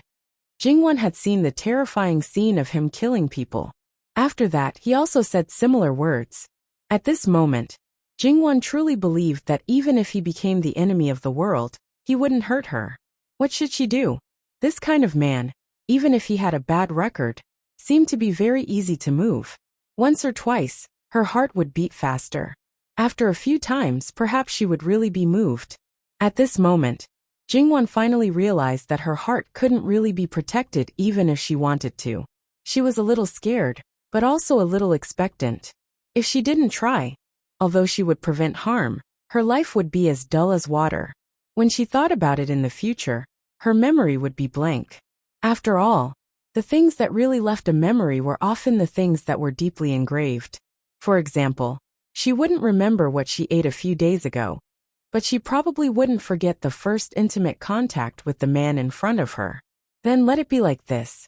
Let nature take its course. There was no harm in seeing if this man could really move her heart. What harm was there in tasting the joys and sorrows of love? However, Jingwan felt that according to everything that Jin Qinhuang was doing now, whether she was moved or not, it was very easy but also very difficult. The biggest obstacle was none other than those women. The past, she could ignore it, but in the future, it would depend on whether he could keep it. It was reasonable to say that a man who was fickle in love with beauty would find it difficult to turn back. But after she entered the capital for a few months, she didn't hear any romantic affairs from him. Perhaps the so-called great favor was just a smokescreen. Jingwan was very clear that this was actually her most solid bottom line. That was the boundary between being moved and being unswervingly loyal. If it was only being moved, then she could completely cut off the threads of affection. If it was being unswervingly loyal, right now, her reason was that if the monarch was heartless, then she would stop. When it really came to that, people were often crazy. If he really gave her too high of an expectation and destroyed it with his own hands, perhaps she would pull him to perish together. However, thinking about this now seemed to be superfluous. From a few days ago, she only thought of treating him as a family member. But now, she was indulging herself. Such a quick change, Jingwan herself didn't expect it. She looked at Li Hongyuan and suddenly laughed. Wang Ye, you have already won. If this is your purpose, then please continue to work hard. Chenu is looking forward to it.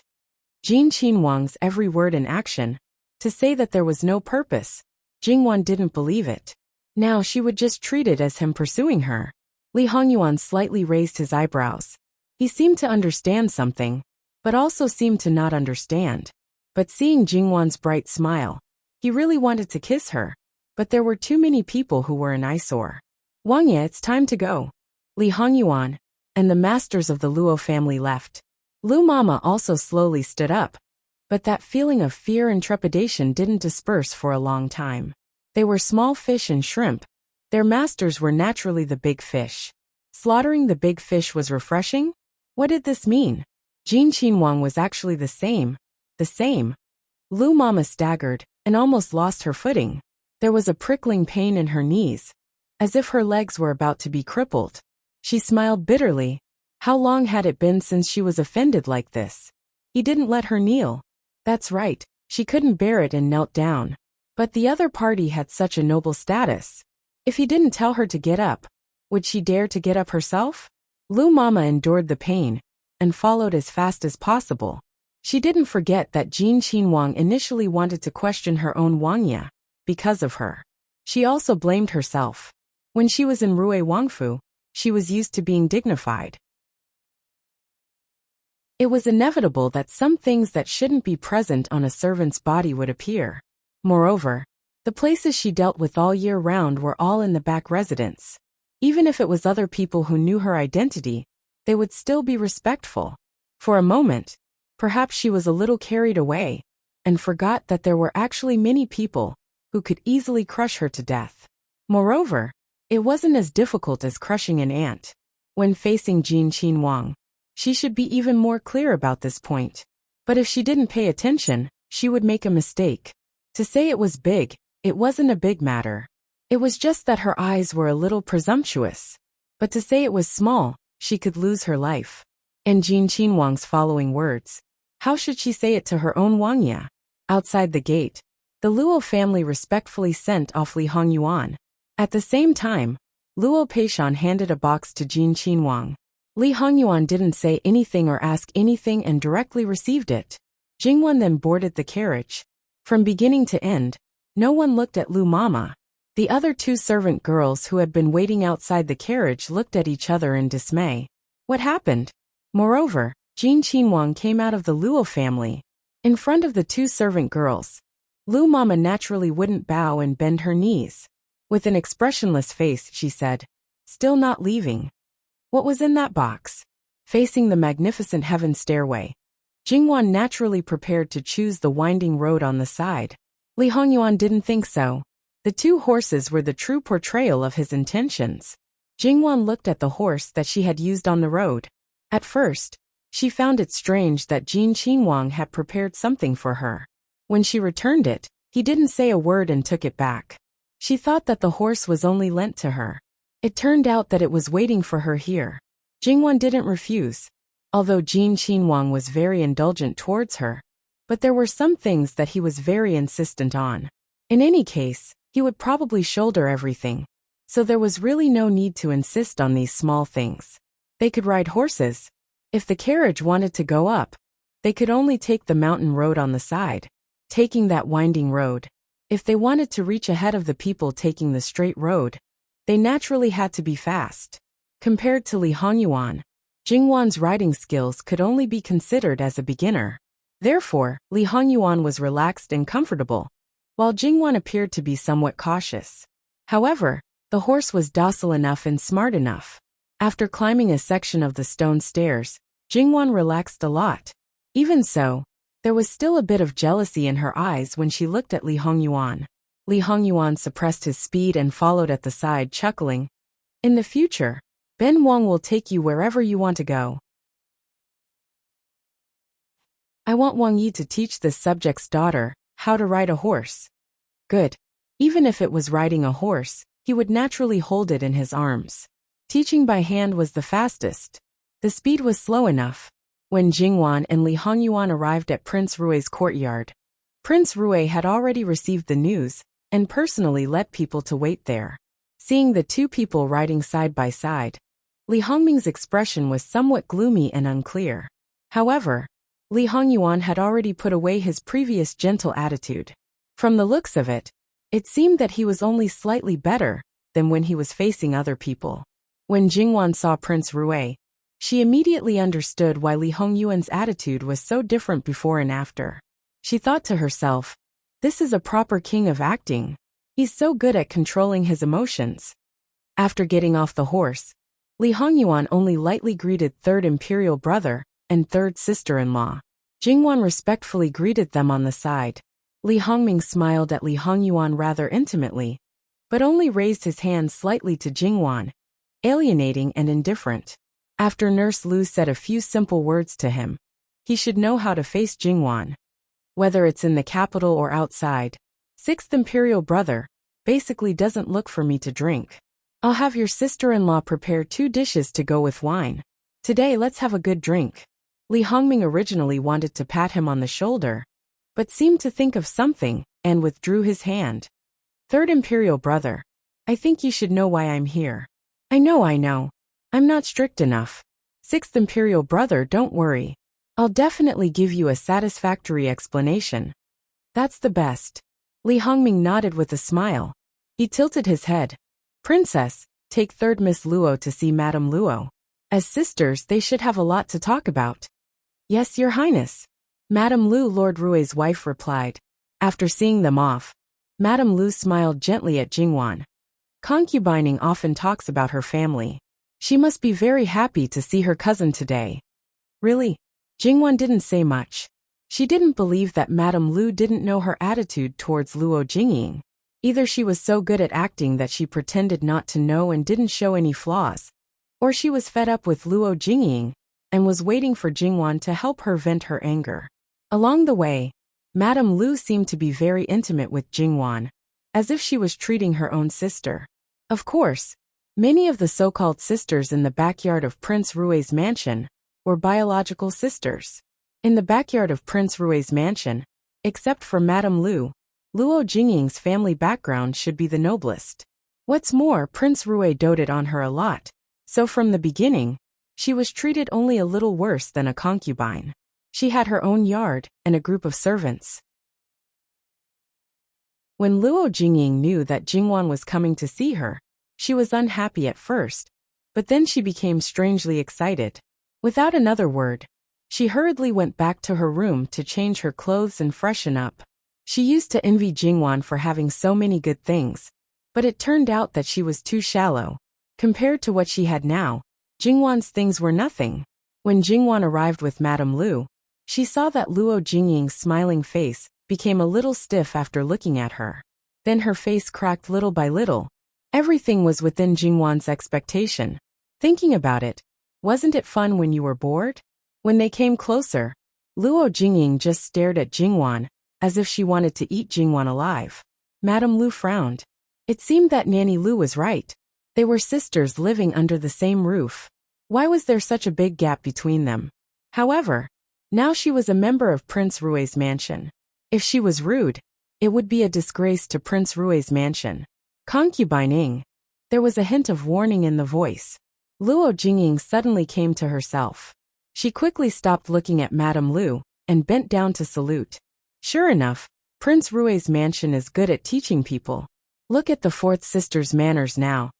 This was not a compliment to Prince Rui's mansion. It was to tell Madame Lu that Luo Jingying didn't have any manners when she was in the Luo family. Miss Luo, you must be joking. Everyone says that the Luo family is a family of scholars and etiquette. If there is another bad seedling, it's that seedling's own fault. Every family has a few bad descendants. Jingwan nodded. Your Highness, you're right. Luo Jingying's face turned pale because of Madame Lu and Jingwan's words. However, she didn't dare to lose her temper in front of Madame Lu. In Prince Rui's mansion, she could despise other concubines, but she couldn't be disrespectful to Madame Lu. Prince Rui was a man of rules. Just because she talked back to Madame Lu once, Prince Rui neglected her for several days. So she didn't dare to make the same mistake again. Your Highness, I haven't seen my third sister for a long time. Can I talk to her alone? Luo Jingying asked with a hint of pleading. Madame Lu didn't answer. Instead, she glanced at Jingwan, obviously asking for her opinion. Jingwan nodded. Your Highness, please grant my wish. Miss Luo, you're too serious. Concubining. Miss Luo is your older sister, and the future princess. You shouldn't neglect her.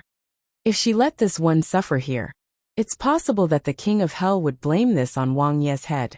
With the Gong Prince as a precedent, she didn't want Wang Yi to suffer the same fate as her maternal family. Because the left governor was the Gong Prince's biggest backer, the King of Hell would make a move on him. During this time, the Gong Prince was like a grandson in front of his father-in-law. Her prince's biggest backer wasn't her maternal family, but his biggest backer had an unusual relationship with the King of Hell. When the time came, her maternal family was the most likely to suffer. Luo Jingying's heart was filled with hatred. Your Highness, you're worrying too much. Before I got married, my relationship with my third sister was the best. Even if I neglect anyone, I won't neglect her. Madame Lu gave her a deep look. I hope so. When it came to understanding Li Hongming, there was probably no one who knew him better than her. On the surface, he seemed to care about his children, but in fact, that wasn't the case. Therefore, the one in Luo Jingying's belly, he wouldn't care much about it. After Madame Lu left, there were only the two sisters left, and there were already people waiting on them. https://www.bicon.com/11/11807/6653216. HTML. Please click here to report an error. Registration is not required. We will deal with it as soon as possible. After reporting, please wait patiently and refresh the page. Please remember the domain name of this book: www.bicon.com mobile edition. Chapter 197. I also miss third elder sister very much.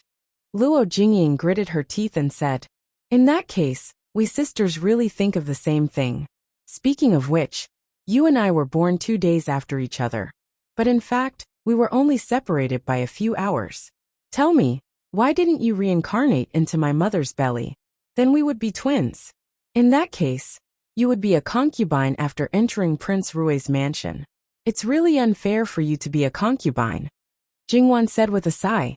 Yes, why didn't she reincarnate into the second branch? That way, everything that Luo Jingwan had since she was a child would belong to her. She wouldn't have to be suppressed by Luo Jingwan all the time, and she still couldn't live a peaceful life. She had already taken out the best things, but she still couldn't compare to Luo Jingwan. She looked at Luo Jingwan's tender appearance, and thought about how the items in Rouge Pavilion were already ridiculously expensive to begin with, but they were sold to her at double the price. Needless to say, it was definitely this B***TCH's doing. The more she thought about it, the angrier she got. Ah, fourth younger sister, are you serious? Jingwan chuckled. You're so naive. Although reincarnation is a technical job, if you screw up, no matter how good your reincarnation is, you'll probably be done for. Don't you think so, fourth sister? Luo Jingwan. It's fine if you don't follow the rules at home, but it's too ugly if you still act like this after marriage. Even if you don't think for yourself, you should think for the child in your belly. When the child is born and knows that he has such an unruly mother, he will be ashamed to see others. Jingwan glanced at Luo Jingying's flat belly, and then looked at her undeveloped body. It was a sin. This child was too important for Luo Jingying. It was the foundation of her life. When she gave birth to her eldest son, Prince Rui would ask for the title of concubine for her. At that time, Princess Consort would be the princess consort. Without a son, she could only hide. Thinking of this, Luo Jingying tried her best to calm her anger. When she looked at Jingwan again, she suddenly laughed and waved the servant girls who were waiting on her to leave. These people understood her temper, so they obediently retreated. However, she couldn't order Jingwan's servants around. They completely ignored her. Jingwan just raised her chin, and Nanny Gong and 2 servant girls left. They were well behaved, and their clothes were not out of place. Third sister is right. This child is as important as my life. Speaking of which, I may be lacking in other aspects, but God is still kind to me. He gave me a child on my first time. But after third sister gets married, I don't know if you'll be so lucky. But it doesn't matter. I'll keep my son's little clothes for you. You have to know that it's only once. So many people beg for it, but can't. Jingwan looked at her with a subtle expression. Even now, the world should know that 13 or 14 years old was too young to have a child. Of course, even if the in-laws knew this, they would not make things difficult for their children. Therefore, for a girl who married early, only the mother would tell her, and even prepare some medicine. Looking at Luo Jingying, she seemed to be completely unaware of the danger, and was very proud of it. Jingwan didn't know that at the beginning, Luo Jingying persuaded her parents with the idea of giving birth to their eldest son. At that time, Madame Lu was still dreaming of restoring her family's glory. She thought that this woman would be in danger whenever she gave birth, and that her daughter wouldn't be so unlucky. Later, she realized that Luo Jingying was an ingrate, and was too lazy to remind her. Luo Jingying misunderstood Jingwan's gaze as envy and jealousy, so she smiled even more brightly. Third sister, you don't have to be jealous. Ha! Jingwan sneered without hiding her sarcasm. She was no longer polite. Are you crazy? Jealous of you? Jealous of you? Jealous of your ignorance? With your small body, you haven't even grown up yet. Do you want to have a child? Do you want to die? Luo Jingying, it's sad that you have fallen to this point and don't know anything. What nonsense are you talking about? Luo Jingying glared at Jingwan. If you give birth to a son, it's probably better. Princess Rui doesn't have a son, so she will raise him under her own name. It's hard to say whether she will give him the title of a legitimate son. But if Princess Rui gives birth to a legitimate son, your son, the eldest son, will be an obstacle that must be eradicated. If you give birth to a daughter, your daughter will most likely be worse than your second sister. After all, you, the legitimate daughter, are younger than your second sister. Princess Rui's 2 daughters are much older than your daughter. Don't say that it's impossible. What you can do, others can naturally do. It's just an eye for an eye. Luo Jingwan, don't think that you can fool me like this. The Luo family all say that you have a good heart. You should let them see how vicious and black your heart is. Luo Jingying said fiercely. Jingwan looked at her face and knew that even if she didn't believe her, she was suspicious. His Highness dotes on me and arranges the best for me. Even if I'm still young, nothing will happen to me. Luo Jingying seemed to regain her confidence when she said this. Luo Jingwan, don't play these little tricks with me. I'm just a leftover. A trace of contempt and disdain appeared on her face. Is that so? Then do the people who serve you always tell you what is good for the child? Have they ever told you what is good for you? Do they care about the child or you? If you can tell me one thing about them being considerate of you, I'll admit that I'm playing with numbers. Luo Jingying's face changed again. She seemed to be thinking about it, and her face became worse. It was clear that Jingwan was right. You, after you die, other women will bully your child, spend your money, live in your house and sleep with your man. Of course, the last one doesn't have to wait for you to die. It will always be like this. Luo Jingwan, Luo Jingwan. Luo Jingying held her stomach and was full of hatred. What, do you not want the child now? But without the child, do you still have any value? What's more, the child of the imperial family can't be harmed even if it's the mother. Otherwise, you will be accused of harming the imperial child. How many heads do you have to bear such a crime? Luo Jingying's lips moved. She wasn't so stupid to lose the child. In her opinion, Prince Rui, who didn't have a son, cared a lot about the child. Now that she was surrounded by people arranged by him, there was no possibility that he would do anything. Although she always believed that Wang Yi really loved her, she subconsciously didn't dare to take the risk. She didn't dare to take the risk of what would happen to her if she didn't have the child. But harming the imperial child is a serious crime. This is what third sister said. Luo Jingying laughed slyly. Then, she held her stomach and screamed miserably. She kept saying that her stomach hurt, and kept saying things like, third sister, don't. The servants serving her were not light. As for Jingwan and the people she brought, they were calm and composed. Before coming, Jingwan had already expected that Luo Jingying would cause trouble. Her biggest bargaining chip now was the child in her stomach. Jingwan felt that she had overestimated her. Luo Jingying didn't have much courage, and couldn't be ruthless to herself. Luo Jingying held on tightly to the people supporting her. Wang Yi, where is Wang Yi? No matter what, this wasn't a small matter. The servants had to hurriedly inform Wang Yi and Wang Fei. How could Li Hongyuan not know that Prince Rui was alarmed? Jingwan was here. How could he ignore it? Originally, Li Hongming said that Madame Lu would deal with it. He didn't need to care. He believed that Luo Third Miss wasn't that kind of person. It's better to know who's right and who's wrong. If he was vague, there would be plenty of excuses to shirk responsibility. Luo Jingying's voice could be heard from afar. Third Imperial brother, this concubine is full of energy. Prince Rui didn't look good. During this time, Luo Jingying's nature was exposed. He also saw some of her unspeakable words and deeds. He tolerated it, and only sent 2 nannies to teach her the rules.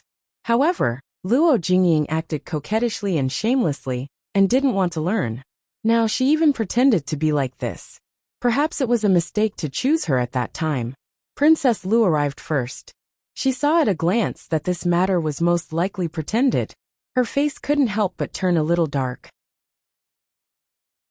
She completely ignored her warning. Li Hongming saw Luo Jingying pitifully reaching out to him, as if she was begging for a hug. If there were no outsiders, he wouldn't mind fulfilling her wish.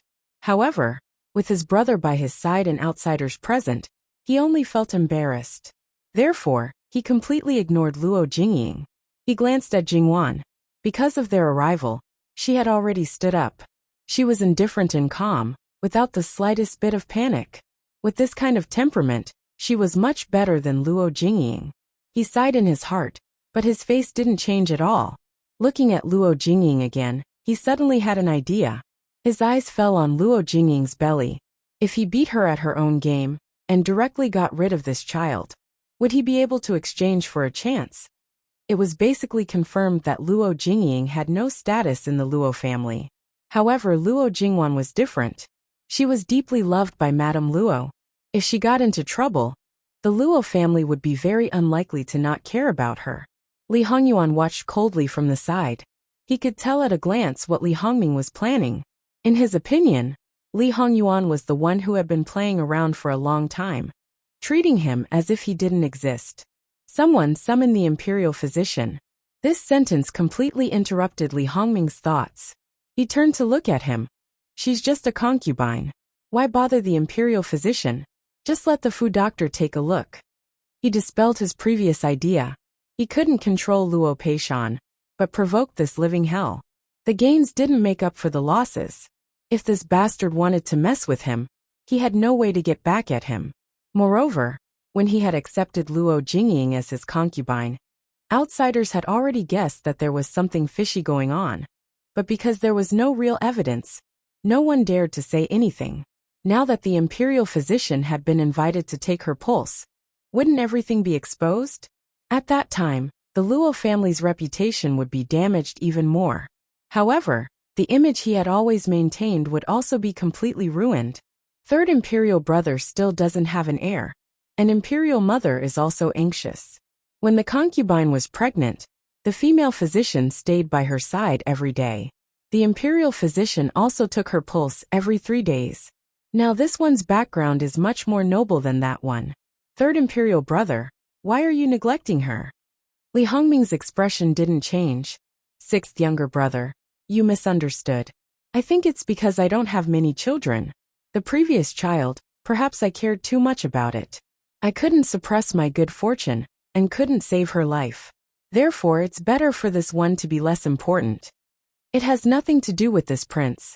This imperial physician must be invited. He must let this prince know whether the fetus is really affected, or someone is deliberately playing tricks. If it's the former, then it can only be your bad luck, third imperial brother. If it's the latter, then this prince can't help but turn the fake into the real. Li Hongyuan's words were indifferent, but the meaning behind them was frightening. Li Hongming was glad that he dispelled the idea. Otherwise, the one who would suffer in the end would be him. However, Jingwan was surprised by Li Hongyuan's unreasonable tyranny. If you suffer a loss, then it's your own bad luck. If you let him suffer a loss, then he'll return it to you 10 times, 100 times over. However, Prince Rui didn't dare to say anything, because he kept silent. Even if he couldn't retaliate against him, at least there wouldn't be any more disastrous losses. Even if he had no power or influence on the surface, in reality, to some extent he had more power than the emperor. Moreover, the emperor was absolutely not as free and unfettered as he was. The emperor would be bound by many rules and regulations, but he wouldn't. To be a Wangya, to be able to achieve the status of Jin Qin Wang, was probably unprecedented. And when you became the object of such a man's protection, it was actually quite interesting. Sixth younger brother, she's just young and delicate. She wants this prince to take a look at her. Looking at her appearance, It doesn't seem like she's affected by the fetus. Why should sixth younger brother care about this little trick of the inner residence? Let's go, let's continue drinking. Third older brother recently got some good stuff. Let's open sixth younger brother's eyes. What was this called? Spending money to avoid disaster. Looking at Li Hongyuan's attitude, it was clear that he was accustomed to it. Jingwan also understood that Li Hongyuan's real purpose in having her come was purely to extort Prince Rui's things. The other things were just incidental. It didn't matter whether they could be achieved or not. Wangya, may this subject's daughter take her leave first? Speaking of this, because I was born a day earlier than fourth younger sister, I was considered to be a head above fourth younger sister. Fourth younger sister's relationship with this subject's daughter hasn't been harmonious since childhood. She is easily agitated when she sees this subject's daughter. Now that her body is heavy, it's not good for everyone. Moreover, before I left, grandfather and grandmother didn't agree with this subject's daughter coming. In the future, if there's no need to see her. Jingwan seemed to be tactful, but the meaning she wanted to express was very clear. Li Hongming was clearly furious, but he still maintained a perfect smile on his face. Not to mention that Li Hongyuan was present, he couldn't flare up. Even if it was just Jingwan, he still needed to maintain his poise. Third Miss Luo is right. There's no need to force people who don't get along. Wangya, I feel that third Miss Luo is quite congenial. In the future, we will be sisters-in-law. I wonder if I can occasionally invite third Miss Luo to our mansion for a chat? Princess Lu said in a soft voice. I can't make the decision. It depends on whether third Miss Luo is willing. Digression. https://www.bicken.com/11/11807/6653217. HTML. Please click here to report. Registration is not required. We will deal with it as soon as possible. After reporting, please wait patiently and refresh the page.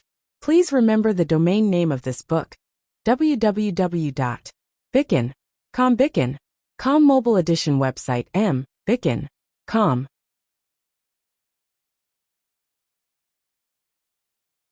Chapter 198.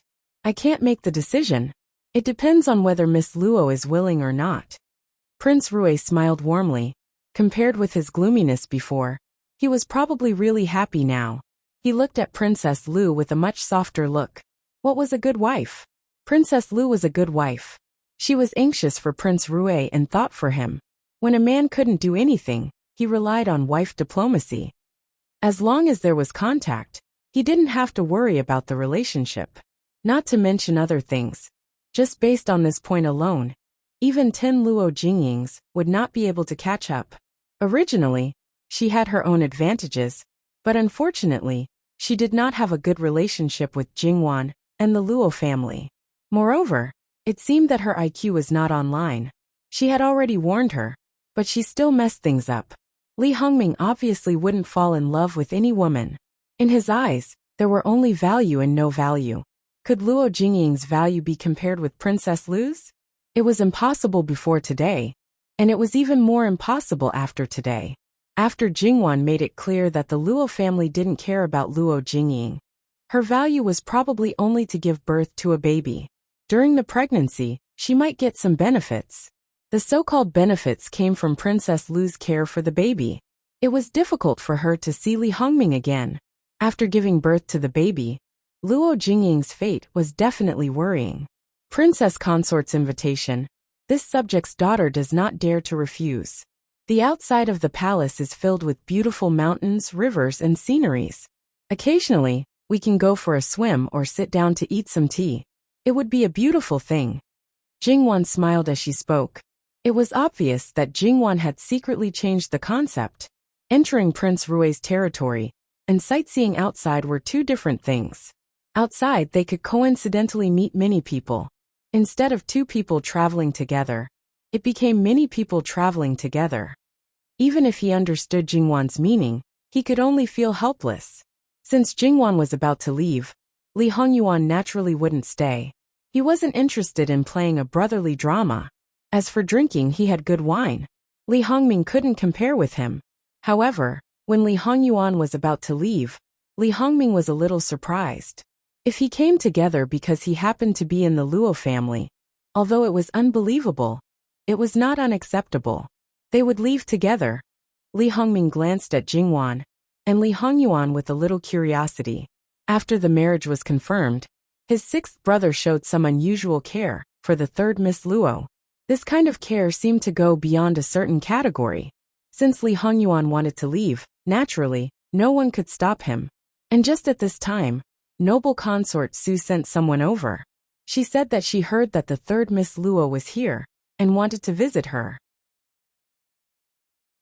Jingwan naturally didn't have the right to refuse noble consort Su's invitation, and there was also no need to refuse. However, Jingwan looked at Li Hongyuan.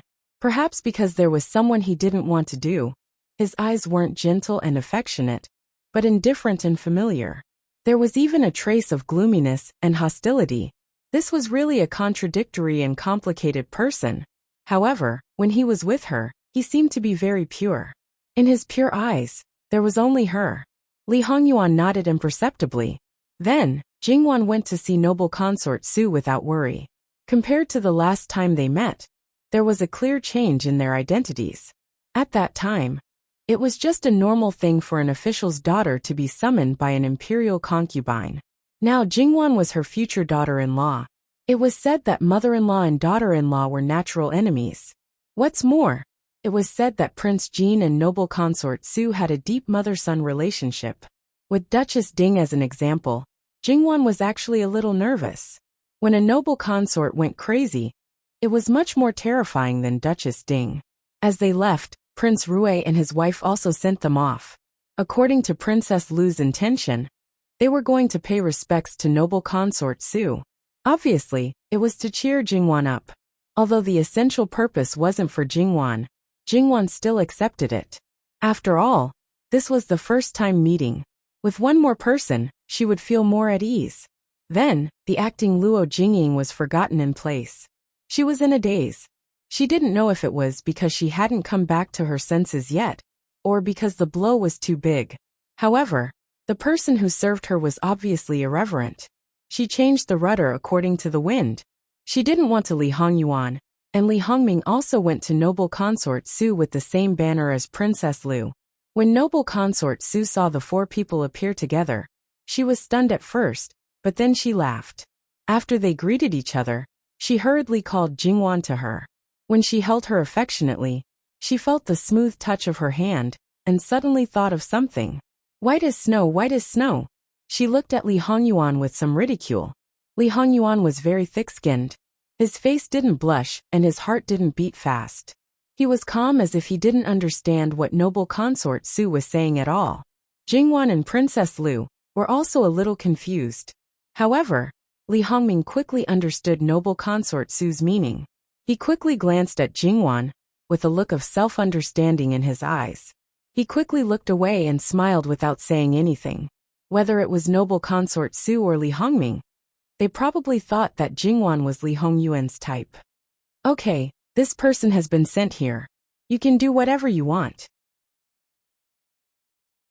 Noble consort Su waved at her two sons with some disdain, indicating that they should get out of here quickly and not be an eyesore. Mother, you don't want your sons anymore after you have a daughter-in-law? Li Hongyuan said in a low voice coquettishly. Is she still your daughter-in-law? You are shameless, but Miss Luo is. Get out of here, get out of here. Don't pretend in front of me. Noble consort Su scolded with a smile. Li Hongyuan thought to himself, I have done what I should and shouldn't do. How can she still be someone else's daughter-in-law? The two brothers were driven away by noble consort Su just like that. Noble consort Su looked at Jingwan again, and found that she seemed to be a little shy. She smiled gently. She didn't know if it was because of the makeup, but the corners of noble consort Su's eyes were not so obvious. Naturally, she lost some of her sharpness and looked more gentle. Originally, she was graceful and noble, so it was not easy to get close to her. However, because of this gentleness, she had a good impression of her. It was like you thought that the other party was a flower on a high mountain, but in fact the other party was especially fond of you. You couldn't help but feel flattered and happy. If it was just an ordinary girl, she would probably think that noble consort Su was a very easy person to get along with. Just think about it. She had been favored in the harem for decades. She could compete with the empress in the harem. Her son was one of the most powerful competitors for the throne. How could such a woman be easy to deal with? The atmosphere created by noble consort Su didn't make Jingwan relax. Instead, it made her more vigilant. When she spoke, she paid special attention to it. It could be said that it was watertight. And Princess Lu quietly accompanied them. Seeing that Jingwan and noble consort Su were competing, one was shy and the other was gentle. Princess Lu sighed secretly in the letter. This sister-in-law was also amazing. After being noble consort Su's daughter-in-law for so many years, she knew very well how powerful noble consort Su was. There were only a few girls who could deal with her freely. No, thinking back, it should be said that Jingwan was the first one she had seen. Thinking back, it was really not worth mentioning. After the two brothers left, Li Hongming wanted to go to Lu Qingdi to make a good impression. But Li Hongyuan was not interested. Knowing what kind of character he was, Li Hongming didn't care about him. He just teased him for a while and left. Li Hongyuan looked at the direction of noble consort Su's courtyard with a rather deep look. He knew that Jingwan could deal with it, but he also knew that she wouldn't like the atmosphere. He summoned an E and whispered something. Then he walked around casually and returned to his courtyard. Noble consort Su was talking with Jingwan excitedly when a servant came to report that great elder princess sent someone to invite third Miss Luo to enjoy the flowers. Noble consort Su was slightly stunned. At that moment, the smile in her eyes obviously faded away. In the blink of an eye, she returned to normal. She patted Jingwan's hand and said, "Good girl, you can go now. Don't let your foster mother wait for a long time." Jingwan hesitated for a moment, and then bowed to leave. After Jingwan left, noble consort Su became a little indifferent. This girl is good enough for sixth brother, but it's a pity. Princess Lu was slightly confused, but she didn't ask because it was not necessary. She's a good helper. Yuan'er doesn't need her. Princess Lu understood. She lowered her eyebrows and narrowed her eyes. She wanted to give her son the best, but it was a pity. What happened in your courtyard? The Luo family wouldn't come to them for no reason. I'm about to tell you. Princess Lu told noble consort Su about the Luo Jingying in detail. This kind of thing was known to others, but there was no need to hide it from noble consort Su. When Li Hongming married a Luo Jingying, noble consort Su also felt that there was something fishy.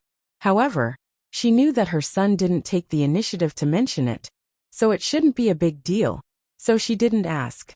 In fact, it was not a big deal that he just slept with a girl who was somewhat rich and powerful. Her character and brain are not good, but her luck is good. Since she is pregnant, just take good care of her. She can't play a role in the Luo family's affairs, so don't worry about it. It's her good fortune to be alive, and it's her fate if she can't be alive.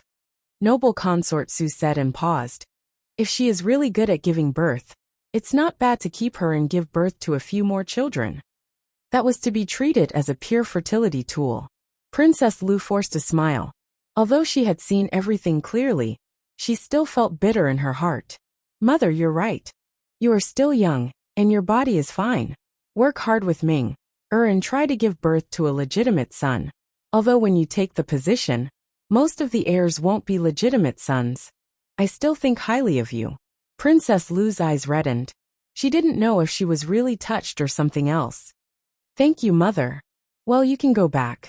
Deal with the concubine in the backyard. If you don't like her, you don't have to keep her. When the time comes, just keep the child and go to the mother. https://www.yanguiwaiwo.com/11/11807/6653219. HTML. Please click here to report. Registration is free. We will deal with it as soon as possible. After reporting, please wait patiently and refresh the page. Please remember the domain name of this book: www.yanguiwaiwo.com. Biku Pavilion Mobile Version Reading Website: yanguiwaiwo.com.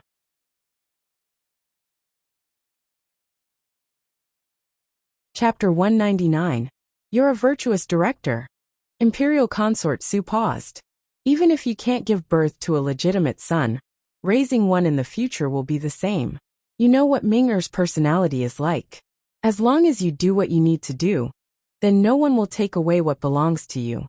Her voice was gentle, but the meaning behind her words made people shiver uncontrollably.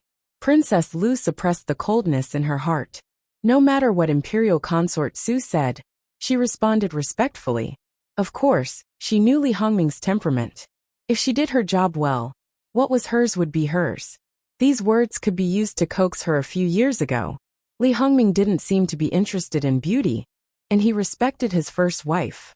That was because he needed a good reputation, and that was because she was still useful now. If one day he ascended to that supreme position, Princess Lu was almost certain what would happen. As the saying goes, the more suppressed it was, the more serious it would be when it broke out. What's more, now there was an incomparably carefree and unscrupulous Prince Jean as a comparison. Don't look at how all the princes were deadpan and sanctimonious.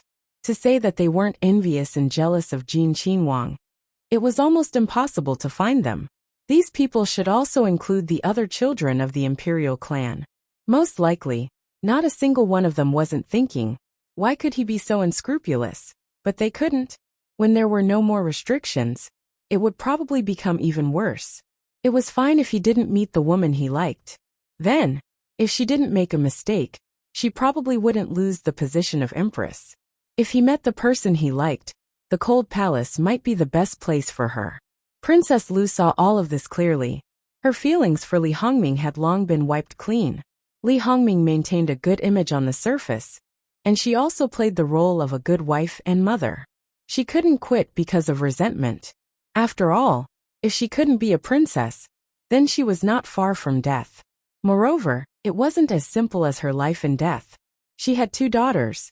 If they had a stepmother, she couldn't imagine what would happen to them.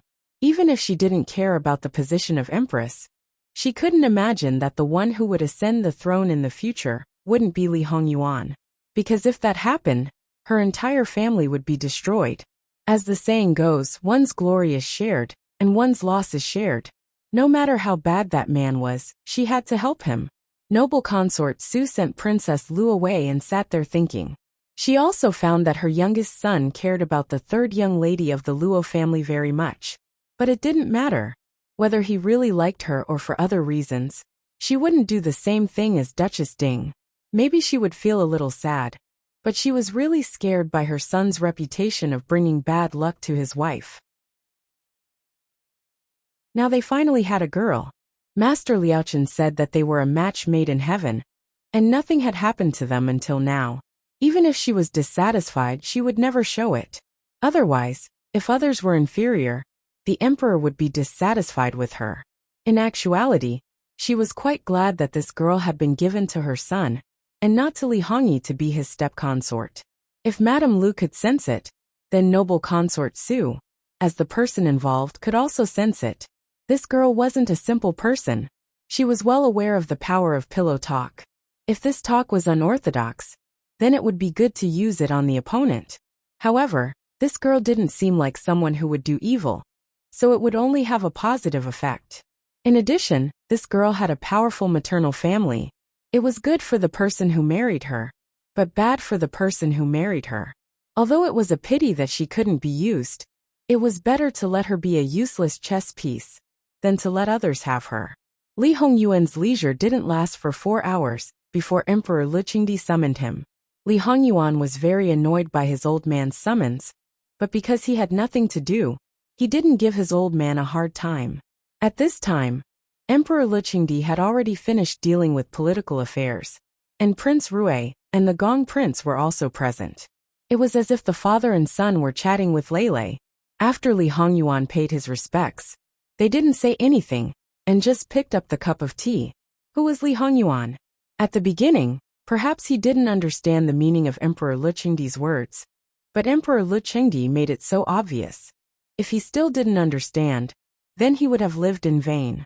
However, even so, he didn't intend to cooperate well.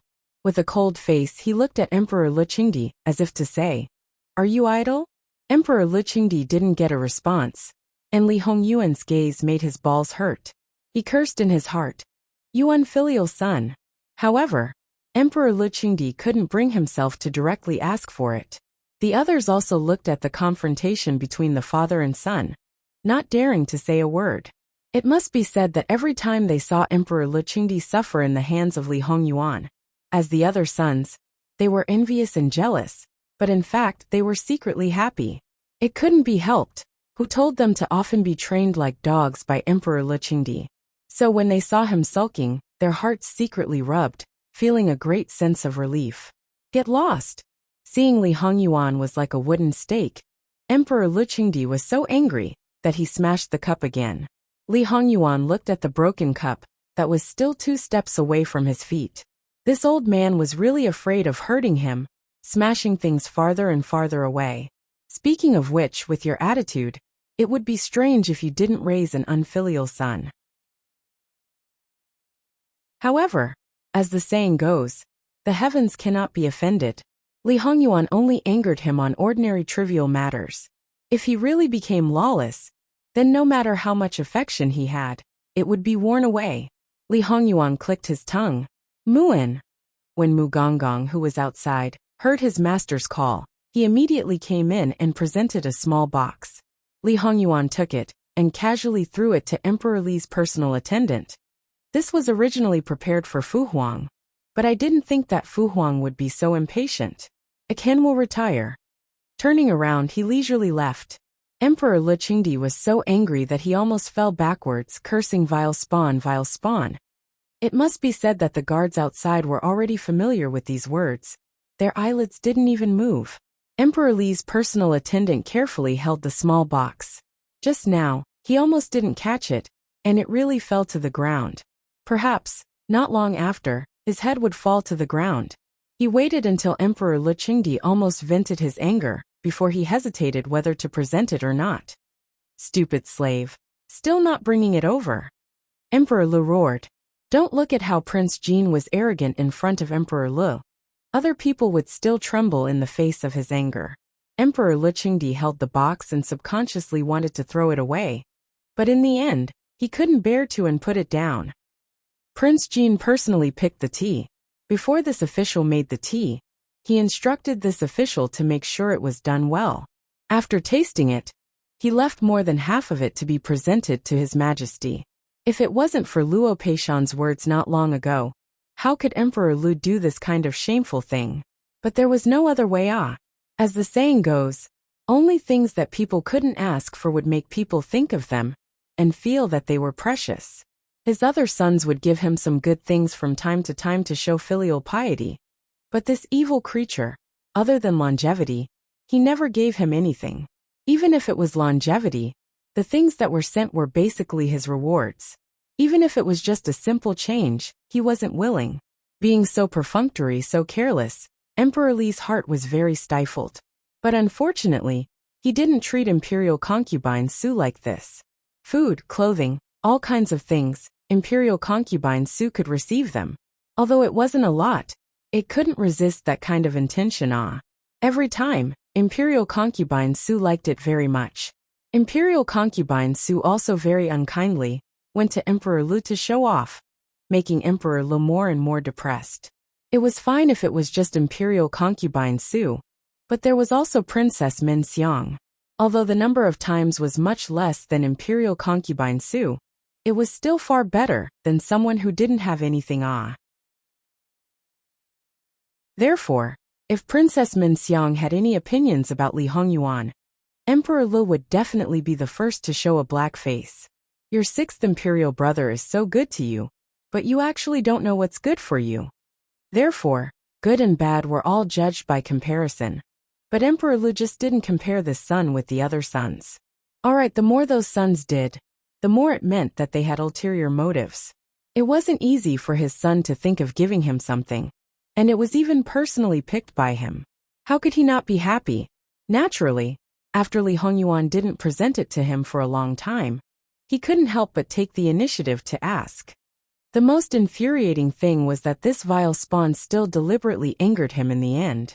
However, after his anger subsided, Emperor Lu held the box and chuckled. He called over the palace maid who was the best at making tea, and had everything moved to the study, boiling water, and making tea right under his nose. Then he personally took out a small portion. That small amount seemed to be able to clearly see how many there were at a glance. Seeing him treasuring it so much, the palace maid's hands trembled. It had to be said that as the emperor, what kind of good tea in the world hadn't he drunk before? Sometimes, palace maids like them would be able to bask in some of his glory. But now, the palace maid felt that if she dared to spill even one, he would. Emperor Luchingdi stared straight at it. Just as he mixed the tea, his nose twitched, as if the room was already filled with the fragrance of tea. His two sons watched from the side, having the urge to cover their eyes. Their father's current appearance was really a bit unbearable to look at. Their hearts were filled with resentment and unwillingness, but more than that, they were helpless. They worked hard and suffered untold hardships, but they might not be able to get a smile from him. In the end, they were often suspected of having ulterior motives. But that person, he was relaxed. Perhaps, even if he sent a blade of grass, it would be regarded as the most peculiar and rare grass by their imperial father. Even if it wasn't a treasure, it was still a treasure.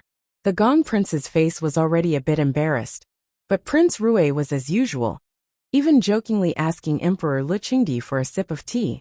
Can you be short of a sip of tea?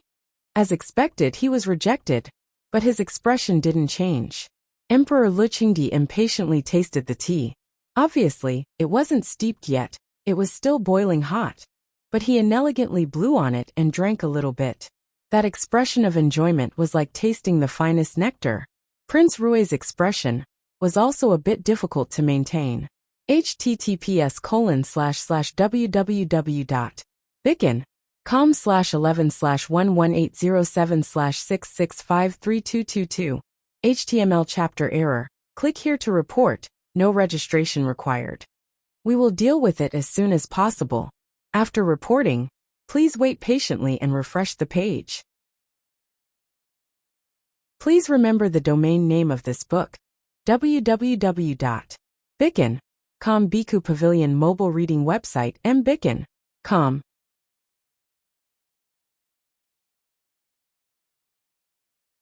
Chapter 200. When Luchingdi finally finished his cup of tea, Prince Rui and Prince Gong finally asked to be excused. Standing here was simply suffering so out of sight, out of mind. Perhaps they were provoked by Luchingdi, but after the two left, they didn't even bother to maintain the brotherly respect on the surface. They each returned to their own homes, each looking for their own mother. The resentment in Li Hongming's heart had reached a critical point. If he didn't vent it out, he might really do something unexpected. When he saw Imperial Consort Su, he directly kicked out all the servants, even forgetting basic etiquette and rules, venting his anger on Imperial Consort Su. The only place where he could reveal his pure emotions was Imperial Consort Su. Imperial Consort Su was calm and composed, leisurely drinking tea. When Li Hongming finally calmed down, she spoke with a bit of apology. "Are you done?" Mufei Aken was rude. Aken asks Mufei for forgiveness. Imperial Consort Su had always been strict with Prince Rui, but when he was in a bad mood, she was a gentle and loving mother. "It's nothing more than your sixth brother, and your imperial father's filial piety, that made you unhappy.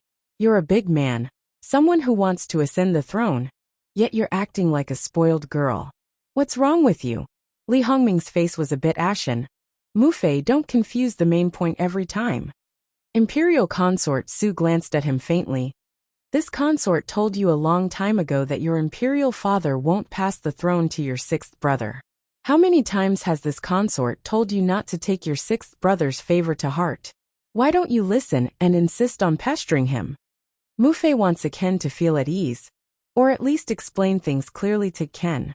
You always want Aken to feel at ease, but in fact, Aken only sees Imperial Father as his son. "We're nothing." Imperial Consort Su was silent for a moment, quietly looking at Li Hongming. "If you have any trust in this consort, you shouldn't say such things." Li Hongming's lips squirmed. "Mufei, Aken just feels terrified every time I see that scene. Your sixth brother is a devil. Even if the throne is passed to a child who is crying piteously for food, it won't be him. You can rest assured now. She had kept this secret for so many years, and had repeatedly brushed off Li Hongming. However, at this moment, she easily revealed the truth. Li Hongming's face was full of shock. This. Back then, I personally saw the imperial noble consort die. I personally saw your imperial father cut open her belly. When your sixth brother was born, he didn't have the right to inherit the throne. As for the other things, no matter how much he obtained, it was only right. A large part of the reason why Ben Gong was able to obtain your imperial father's trust for so many years was because of the imperial noble consort and your sixth brother. As for the imperial noble consort's death, Ben Gong wants, Ming-er, when you ascend the throne, don't bother with your sixth brother. At that time, you will be the ruler, and he will be the subject. He won't cause trouble for you anymore. As for the matters of these years, compared to your other brothers, you didn't suffer any actual losses. Li Hongming was silent for a moment before he gradually digested Imperial Consort Su's words. Even if sixth brother is a devil, it's naturally inauspicious. Imperial father isn't afraid. Your imperial father is the true son of heaven, and will naturally be protected by the heavens. Your sixth brother has no power or influence. He's just an idle prince who can't affect the fate of the country. Furthermore, the imperial noble consort is imperial father's favorite. Your sixth brother is the only thing she left behind, whether it's a person or an object. Furthermore, imperial consort Su paused. The imperial noble consort was personally killed by your imperial father. In summary, if Yuan-er was born before her death, you really wouldn't have a share of this country. You'd better be sensible. The news that imperial consort Su threw out one after another made Li Hongming a little confused. Imperial father killed the imperial noble consort? Regarding this, you don't need to know the specifics. It won't do you any good. In the future, you just need to do your job well. You know your sixth brother's temper. If there's nothing, don't provoke him. As for the rest, as long as your imperial father isn't completely muddle-headed and sticks to his bottom line, no matter what he does to your sixth brother, you just need to keep silent. Li Hongming took 2 deep breaths. Although he wasn't afraid of people like the devils, it wasn't good to provoke Li Hongyuan. In the future, he would naturally stay far away from them. Imperial mother, imperial father is so good to sixth brother. Well, sixth brother. It doesn't matter if he will or won't. Ambition is linked to the power in one's hands. Your sixth brother is living unscrupulously. Do you think he can't see clearly? The limitless sacred favor of the emperor could easily cause one to lose their way. If one couldn't see clearly, they wouldn't be who they were today. After all, having the favor and not having the authority was enough to drive a person completely crazy. Ming-er, in terms of intelligence, none of your brothers can compare to him. Moreover, Li Hongming didn't know what imperial consort Su's unfinished words were. However, his imperial mother had always been gentle and dignified. Other emotions might be shown when she was fighting with the concubines, but even then, it was mostly an act. Thus, it was really hard to detect when her true emotions were. However, at this moment, his complexion was really not good. He knew that it was just like how imperial father killed the imperial noble consort. He shouldn't ask about the specifics. You should be able to feel at ease now. Imperial mother, Ken is ashamed. Li Hongming lowered his head with a bitter expression. Just don't be so suspicious. If there's nothing else, then go back. Imperial mother is tired. Imperial mother, rest well. Ken will take his leave. The only people who knew about what happened today were me and your father. Don't let a fourth person hear about it. If any rumors were to spread, it would definitely anger your father. After so many years, he has always felt guilty, but he is also deceiving himself, as if he has forgotten what he really did. If his wounds are opened again, the consequences are not something we can bear. Imperial mother, don't worry. Ken knows the severity of the matter. Go. Li Hongming's mood suddenly brightened up like a June day. All along, the opponent he was most afraid of was not Prince Kong, but Li Hongyuan. Because imperial power was supreme, no matter how much power you had, you couldn't resist an imperial edict. Even if you could kill the emperor and usurp the throne, you would still be a traitor. You would be criticized by later generations if you didn't have a proper title. Now what he was worried about had never existed, except for Li Hongyuan, who could compete with him in terms of the degree of favor. In addition, he had power in his hands. Ha ha ha. Li Hongming's smile was obvious. He almost looked up to the sky and laughed. Devil! These two words slipped from the tip of his tongue again and again. Ignoring Li Hongyuan's wanton arrogance, he became an inauspicious person in Li Hongming's eyes. A pitiful worm. Li Hongyuan didn't know Li Hongming's thoughts. If he knew, he would probably just sneer. A pitiful worm? What kind of expression would he have when he was stepped on by a pitiful worm like him in the future? For the sake of a so-called good reputation, he was timid. This thing was not even a fart in Li Hongyuan's eyes.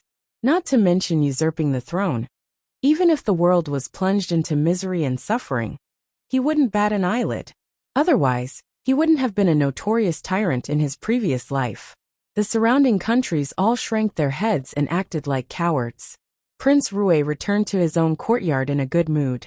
However, as soon as he entered the door, he was informed that concubining had been making a racket and wanted to see him. To Li Hongming, Lu Jingying had lost her value. However, she still had a child in her belly. Although he didn't really care whether he had a son or not, having a child would still be more beneficial to him. At least no one would hold on to this point and not let it go.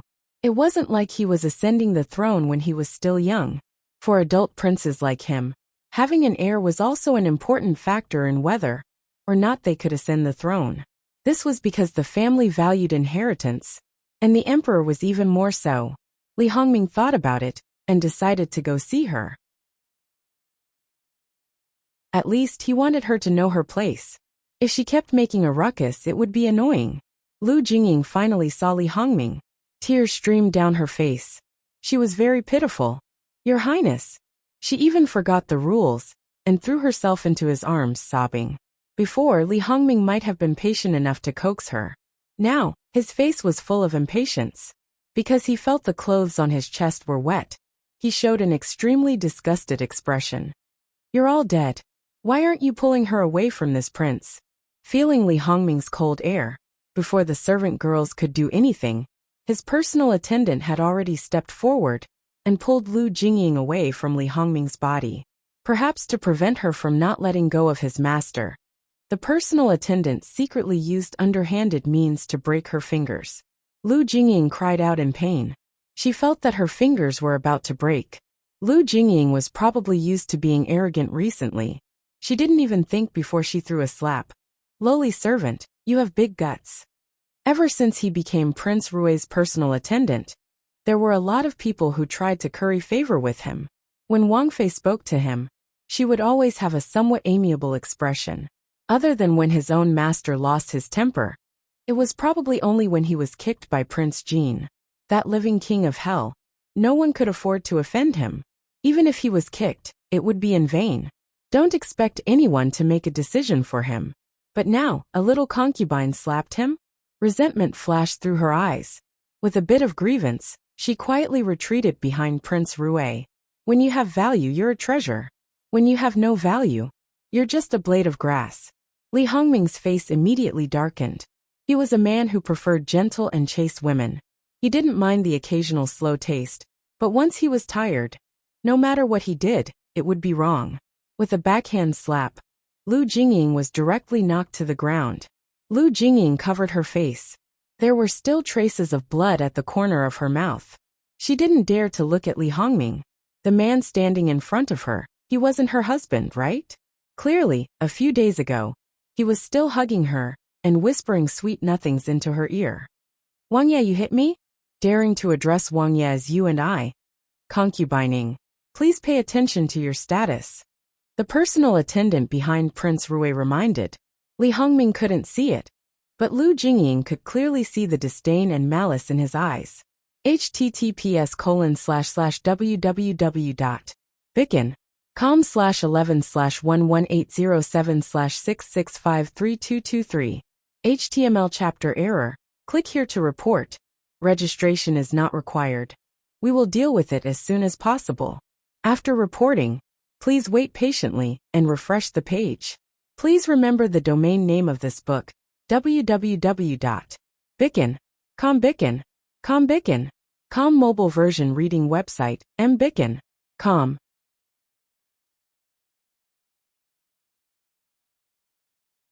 Chapter 201. Luo Jingying was completely stunned at this moment. Her mind went blank for a long time.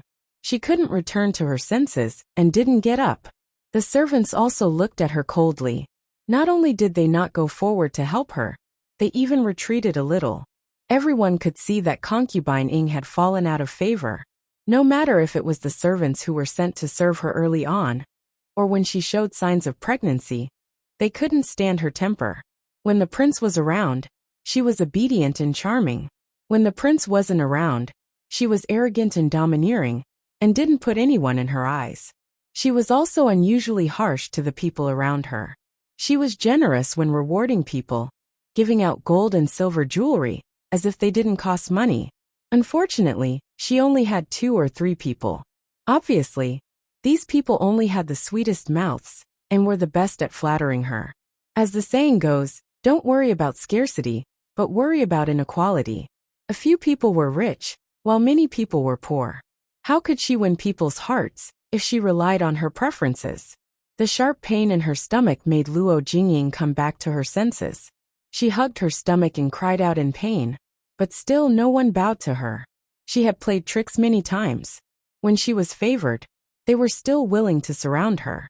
But now However, seeing that her complexion was indeed not right, the 2 mamas looked at each other. Hurry and help Shiqiang up. As they spoke, they stepped forward to take her pulse. This time they were shocked. Hurry and call the manor doctor. This time, the servants were really a little panicked. Even if concubine Ying was no longer favored, she was still pregnant. Under the circumstances where the prince didn't have an heir, this child was very precious. It was fine to step on a concubine who had fallen out of favor, but stepping on a concubine who was pregnant and out of favor was a big problem. If something happened to the child, they would definitely be the ones to suffer. Luo Jingying was helped up and sent back to the room to be placed on the bed. Then, she found that there were bloodstains on her dress. Seeing this situation, everyone's heart jumped, and they hurriedly notified the servants. The food doctor came quickly, followed by Princess Lu. Previously, Luo Jingying caused trouble, so the food doctor found that there was a slight change in the baby's energy, but it was not a big problem. How did you serve her? Everything was fine before. Princess Lu was very angry because she gave birth to the only 2 children in Prince Rui's mansion. Because of this, there were many rumors outside. They all said that she was playing tricks, especially after the death of those concubines. She also hoped that Prince Rui's mansion could have more children, regardless of gender. Now, because of the special situation, it would take at least half a month before it could be announced to the public. Even the other 2 concubines in this courtyard didn't know, so naturally, they couldn't do anything with great fanfare. What happened? Hurry up and tell this princess. They couldn't bear the title of the main culprit, so they hurriedly explained the matter. Princess Lu was silent. When Prince Rui arrived, Princess Lu hesitated for a moment. Your Highness, concubine Ying's health is very heavy now. Why don't we deal with it after she gives birth? Prince Rui furrowed his brows. Clearly, he knew that it was his fault for slapping the child just now.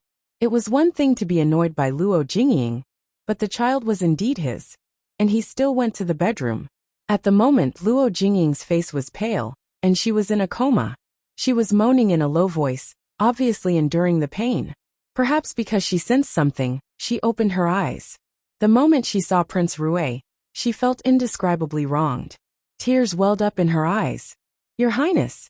In the end, she wasn't stupid enough to argue with Li Hongming at this time. Li Hongming sat down by the bed. When Luo Jingying reached out to hold his hand, he didn't shake it off. However, as Luo Jingying whined and complained about how abominable her 3rd sister was, she accused Li Hongming of not helping her, and even hitting her for a servant, etc. Li Hongming showed impatience. If I knew you were so stupid, I wouldn't have wasted time on you. Until now, she still couldn't see her situation clearly. Her mind was only filled with love and affection. Her family was such a powerful backer, but she made a mess of it. Now he finally understood why Luo Peishan found an excuse to not let him directly take her as a concubine. It was obvious that he threw her to him as an abandoned person. If his status was high, it would be bad. Seeing him leave heartlessly again, Luo Jingying's hand was raised in the air, as if she was struck by lightning. When Li Hongming was about to turn around the screen, she suddenly stood up and wanted to chase after him. Her current situation didn't allow her to run around. Naturally, she was pushed back by her nanny, who comforted her gently and asked her to put the child first. Prince Rui just said a few words to Princess Lu. Princess Lu squatted. "See you off, Your Highness." Even though she already knew what kind of person this man was, she couldn't help but feel cold in her heart. She looked at the bedroom again. After all, she was still a little girl who didn't know anything. She was naive and ignorant. Princess Lu stood for a while, and then went in. Yesterday, she was arrogant in front of her, with a face full of arrogance. Now, she was like a withered flower. Maybe she was still worried about the child, so she didn't make trouble. Princess Lu waved the servants away and sat down by the bed. When she was in the Luo family, Jingwan was her #1 enemy. In Prince Rui's mansion, Princess Lu was her #1 enemy. With hatred and resentment in her eyes, she said, "Princess, are you very proud of me now?" Her words were sharp. Sure enough, besides love, there was also resentment that could cheer a person up. Princess Lu didn't get angry. She deliberately lowered her voice and murmured, "The most ruthless royal family is the royal family. Men in the royal family only have interests and power in their eyes. You are the granddaughter of the Minister of the Ministry of Official Personnel Affairs, which is your greatest value. You tore up all the cards. If you could get along well with the Luo family, and make the Luo family think for you, he would probably not be stingy with his sweet words to coax you. Now that she was like this, she should put away her little temper and take care of the fetus. Even if she had no value, at least she would have a child." What the prince hated the most was the women in the inner courtyard making trouble. The prince's attitude is so obvious. Don't tell me that you still have fantasies about him. Princess, you are really good at instigating. Princess Lu looked at her quietly. It was obvious that she had believed most of it, but she still refused to admit it. Her body was trembling because of fear, but she was still so cowardly. How long could she live like this? Don't get excited. You still have a child. The child is your life-saving charm now. If you lose the child, after you entered Prince Rui's mansion, you offended a lot of people. Without the prince's support, you should know the situation you are facing. Don't tell me that you don't even know this. With the child, those people won't dare to go too far, and you won't be punished too much. Be careful. Don't be so naive. That's all I have to say." Princess Lu stood up. Luo Jingying suddenly grabbed her and asked, "Why?" They were enemies. Why would she be so kind to tell her these things? Why? Princess Lu didn't know why. Maybe it was because Luo Jingying reminded her of someone she once knew. She did everything for a man. She was like a moth darting into a flame. She could imagine her tragic end. Or maybe she thought that she still had a conscience and pretended to be a good person. Princess Lu pushed her hand away and said, "It seems that you won't give up so easily. The Luo family is your only chance to turn the tables.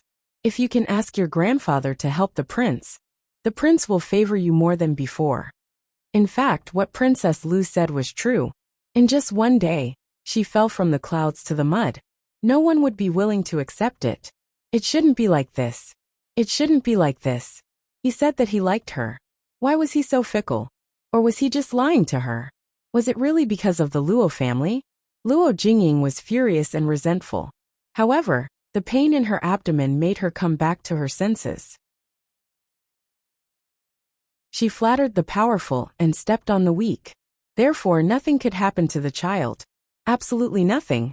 Come on, bring the medicine. Bring the medicine." Princess Lu walked out of Luo Jingying's yard. She paused for a moment and turned to Li Hongming's study. Li Hongming was practicing calligraphy. Princess Lu knew Li Hongming's mood very well, because they had been married for many years. Although he was upset today, He was in a good mood, especially after he came back from outside. Greetings to the prince. Princess Lu, you are here. Li Hongming put down his brush and reached out his hand to her. Princess Lu took the opportunity to hold his hand and snuggled into his arms. She looked at the calligraphy on the table. It seemed that he was in a good mood. Without guessing why, she just smiled and said, "Your handwriting is getting better and better, Your Highness." Li Hongming also chuckled. This was rare for him in his own territory. Is there anything wrong? Concubining will be fine. Don't worry, Your Highness. Princess Lu, you can deal with these trivial matters. I believe in you, Li Hongming said casually.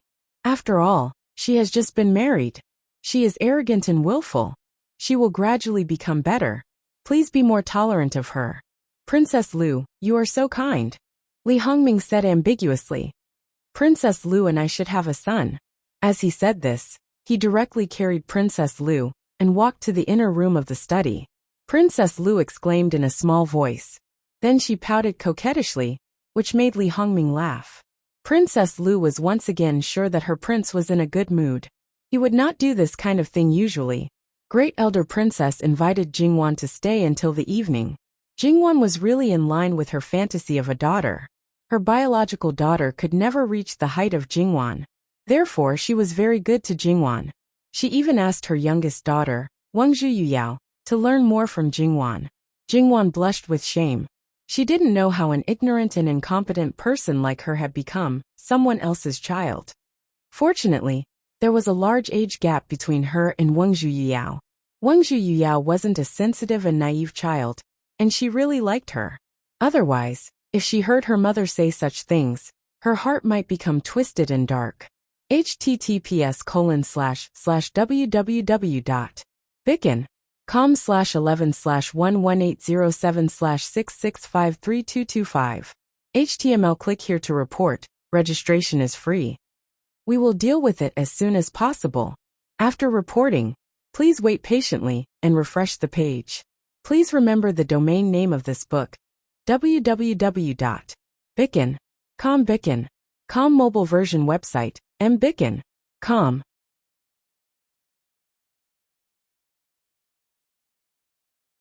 Chapter 202. As expected, when Jingwan left Great Elder Princess's courtyard, she took away a lot of good things. However, it was impossible to refuse these things because Great Elder Princess would not take them back just because she said no. Every time she did this, she was ignored and mercilessly driven away by Great Elder Princess. And this time was no exception. But just now, Jingwan pulled Wangzhu Yuyao and said with a smile, Yuyao, my foster mother gave me all the good things, and you have no dowry in the future. So little girl, quickly stop your mother. Wangzhu Yuyao smiled innocently. It doesn't matter. I have no dowry. Sister, you can prepare a dowry for me in the future. My sixth cousin is very rich. When you become my sixth cousin's wife, I will definitely double the money. Even Great Elder Princess was a little surprised, let alone Jingwan. Great Elder Princess frowned slightly at first. If others knew it, they would think that she was coveting Prince Jin's things. And now she was nice to Jingwan. She was Great Elder Princess. Even if she was not as rich as her sixth nephew, she was much better than other princes and nobles in the capital. After all, she had a good relationship with the emperor. She had rich fields and shops and a lot of rewards every year. Not to mention that she only had one legitimate daughter. Even if she had 8 or 10 more daughters, she would definitely get married in a grand way. Yuyao, who did you hear these words from? My father told me. Yuyao betrayed her father without any hesitation. Great Elder Princess naturally knew what kind of person her husband was, and he would not say such words to Yuyao for no reason.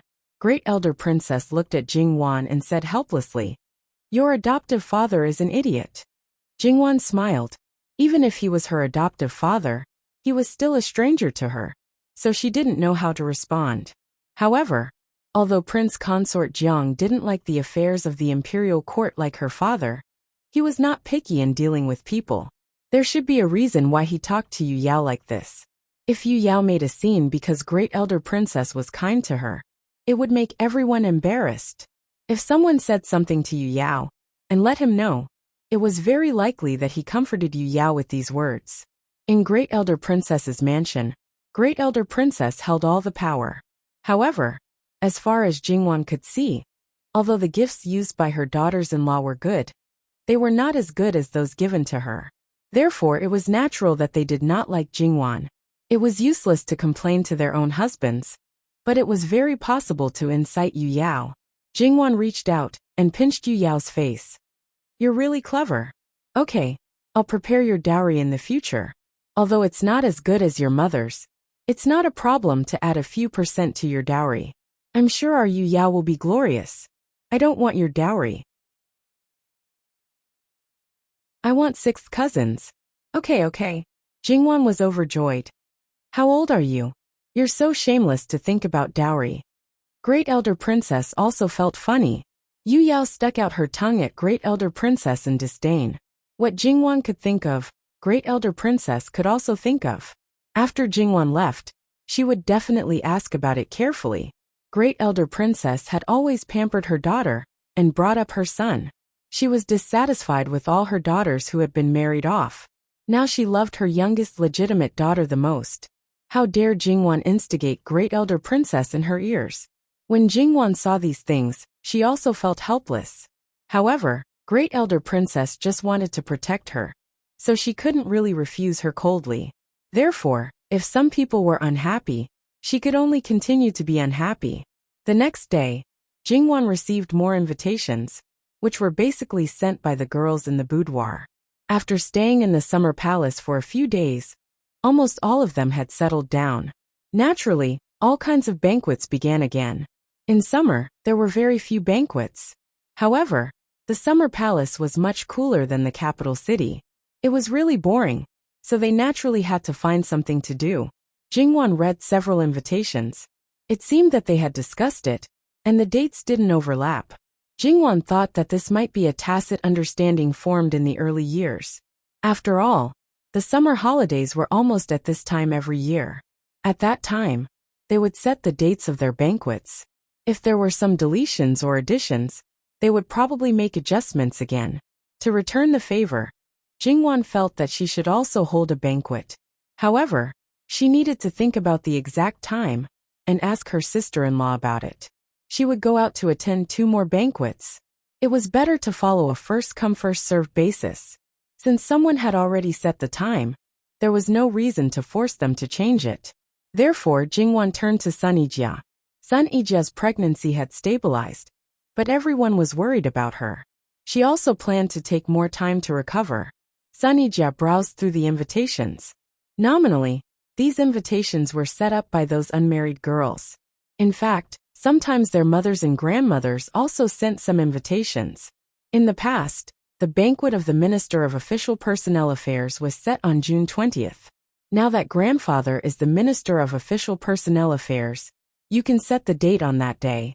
With your current status, no one will be blind enough to go against you and fight for that day's time. With the Yuan family's current situation, they will definitely not hold a banquet.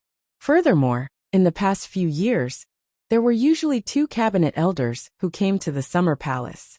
This year, there is 1 less cabinet elder, and there is 1 day left. If someone wants to fight for it, they will probably fight for 3 days. After all, although there is no rule that the time is arranged according to the status of each family, there are some people who think so. The closer they are to the front, the more they feel honored. Toward the end, Sun Yijia said with some indifference. Jingwan could roughly understand her thoughts. Based on her cold personality towards outsiders, she really didn't care about this kind of thing. Sister-in-law, did you send invitations here as well? Of course. Although it's not as valuable as before, I still want to save face. Moreover, the 3 of you are becoming more and more famous now. It's impossible for you to stop even if you want to. Look, you went out early this morning. You should know that this is all thanks to little sister Wan. Sun Yijia said with a hint of ridicule. It's because my 3rd brother is a genius. Jingwan said righteously. Those who didn't know would think that Jingwan was proud of her brother. Sun Yijia knew the inside story. She reached out and pinched Jingwan's face. She laughed and said, You're getting more and more shameless. No one else would praise themselves as a genius. Jingwan slapped her hand away. It's true. Yes, yes, yes. A genius. In fact, Sister Wan was indeed worthy of this title. Jingwan wanted to play the zither again, to give Sun Yijia's baby prenatal education. After she played 2 songs, Sun Yijia couldn't bear it anymore. She pushed her aside and played the zither herself. Jingwan didn't feel embarrassed. However, Sun Yijia didn't play for long. Just as Jingwan was about to leave, Sun Yijia handed her a small locked box and said in a low voice, Sister Wan, you can go back and look at this by yourself. Don't worry and keep it. Don't think about rejecting it now. After you go back and look at it, don't think about returning it. If it's for you, it's for you. Jingwan naturally didn't want it. However, judging from Sun Yijia's expression, she really couldn't take it back. Alright, I'll keep it. Sister-in-law, you won't harm me. I, Sun Yijia, have harmed anyone in my life, but it's impossible for me to harm you, little Sister Wan. It could be said that you gave me a new life. If I harm you, I should be struck by lightning. Sun Yijia's voice was soft and slow, but it was unusually solemn. Jingwan was stunned. Then she smiled and said, So serious? I'll keep it well. As she spoke, she shook the small box in her hand. There was a slight clanging sound inside. It seemed that the thing inside was quite solid. After Jingwan went back, she knew that her sister-in-law must have her reasons for telling her to keep it well. She dismissed the servants, and then took out the key to open the small box. She took out the brocade pouch inside. It was a silent shape. It should be a token. Jingwan's heart inexplicably beat a little faster. Whether it was in her previous life or in this life, she had never come into contact with something like this. However, she had seen similar things on television. Generally, as long as it was related, it was something that could take one's life. Jingwan opened the brocade pouch and took out the item. Very good. It was impossible to pretend that she didn't know the significance of this item. Then she thought of her sister-in-law's words. She could only keep it with ease. If she really sent it back and used it as an excuse, it would really attract other people's attention. After keeping the item, Jingwan decided to ask her grandfather how much authority this thing had. Luo Peishan was sitting under the shade of a tree. A servant was fanning him.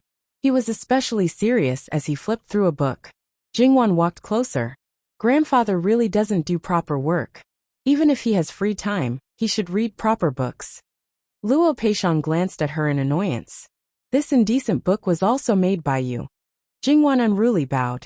She took the servant's fan with a grin and sat beside Luo Peishan. It's not a big deal that granddaughter doesn't do proper work.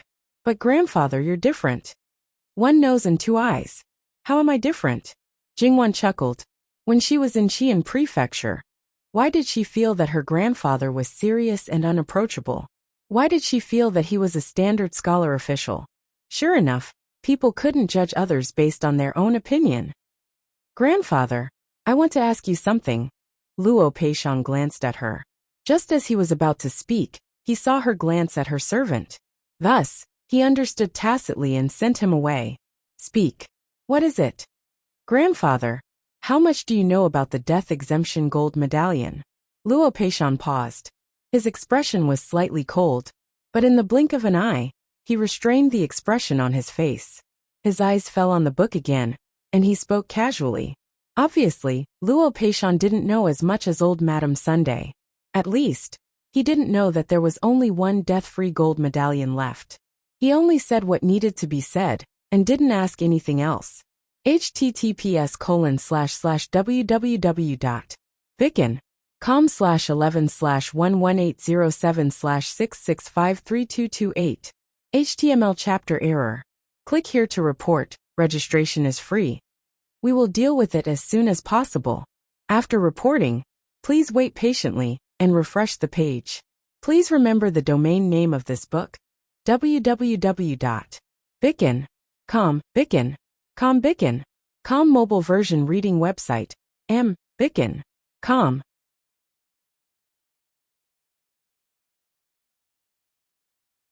Chapter 203. Jingwan was different from the past. Even if there was a banquet hosted by a princess, no one would find fault with her. On the contrary, there was a group of people who complimented her. Even if she was not good at poetry, music, chess, calligraphy, and painting, even if she just sat quietly and acted like a little foodie, some people would still praise her. In fact, they were not simply circling around Jingwan. The various new skincare creams from Rouge Pavilion were a little expensive, but other than those exclusive sets, the rest were nothing to them. They did not feel any pressure to use them. Originally, no one would have investigated who made these creams. However, the Luo family had special privileges. Even if they were married, they would have enough preferential shares to use every month. Moreover, Jingwan herself was a moving living signboard. There would be a time when she would be noticed. Until now, these upper-class noble ladies basically knew that these creams were made by her. It was a matter of course. There had been no suitable opportunity before. Now was indeed the best time. As long as they were girls who liked to look beautiful, it was not surprising that they would look for Jingwan. Because these people knew their limits, Jingwan was also happy to tell them some skincare tips. As for whether there would be people who were greedy and thought that she did not tell the real secret, it had nothing to do with her. She was not obligated to do so. At most, these people would say a few words in private. They really did not dare to offend her in public. Therefore, it was quite good to have a big backer. Jingwan felt that as time passed, she would most likely fall.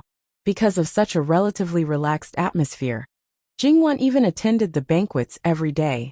When her biggest backer attacked her at night again, Jingwan was basically calm and collected. Seeing that a certain someone was simply hugging her to sleep, Jingwan even had the leisure to joke with him. For example, Yu Yao wanted to ask him for a dowry or something. Li Hongyuan only responded faintly. He would send it to her tomorrow. Jingwan just thought that he was joking. However, the next day, Jingwan didn't go to the banquet because she was called by Great Elder Princess. No one dared to say anything in front of Great Elder Princess. Great Elder Princess ignored them. Jingwan looked at the things placed in front of her. There were a total of 10 things. 2 coral trees that were about half a person's height, a jade bottle that was more than a foot tall, a box of golden pink pearls that were soft and flawless, and a box of high-quality gems, TSK. The rough estimate of these things should be, well, because things are precious when they are rare, they are not easy to measure. In some people's eyes, they might be priceless, and in some people's eyes, they might be worthless. However, there is no doubt that these are the treasures of treasures. Mother, these things are. Great Elder Princess looked at her meaningfully and said with a smile. Hongyuan sent someone to send it here. Jingwan's heart skipped a beat, but her expression didn't change. I see. They are for Yu Yao, Great Elder Princess continued. Isn't it normal for a cousin to give something to his cousin? Jingwan chuckled. Whether they are biological sisters, cousins, or cousins, Hongyuan has only sent something to Princess Minxiang.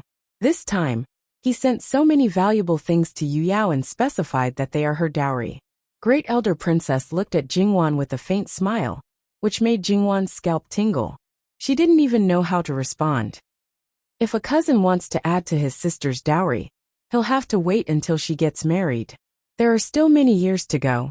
The crux of the problem is that he's not delivering the dowry as a cousin, but as a brother-in-law.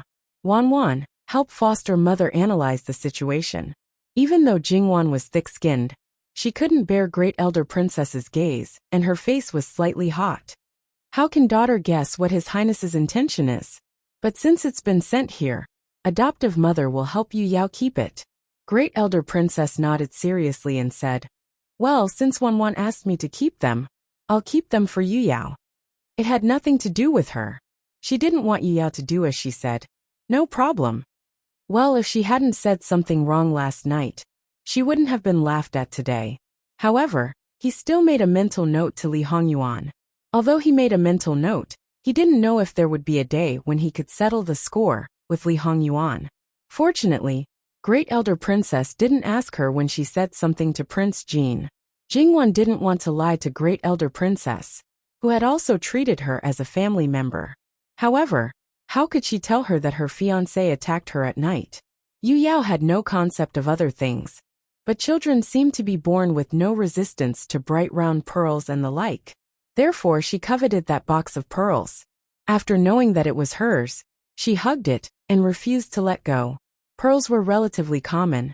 Of course, high-quality pearls were rare, and only a few people had access to them.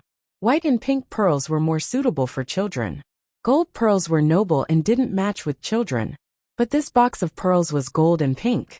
Gold was not heavy, so it was okay for Yu Yao to use it now. The little girl already knew how to be beautiful.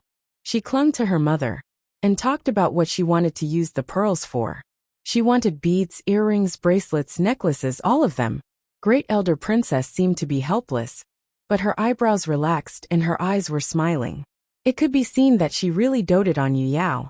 However, as the youngest legitimate daughter of Great Elder Princess, she was born to be doted on. In particular, this princess didn't have an empty title like most princesses. She didn't get along well with her family and was not favored by the emperor. By the time it was June 20th, Jingwan's invitation had already been sent out.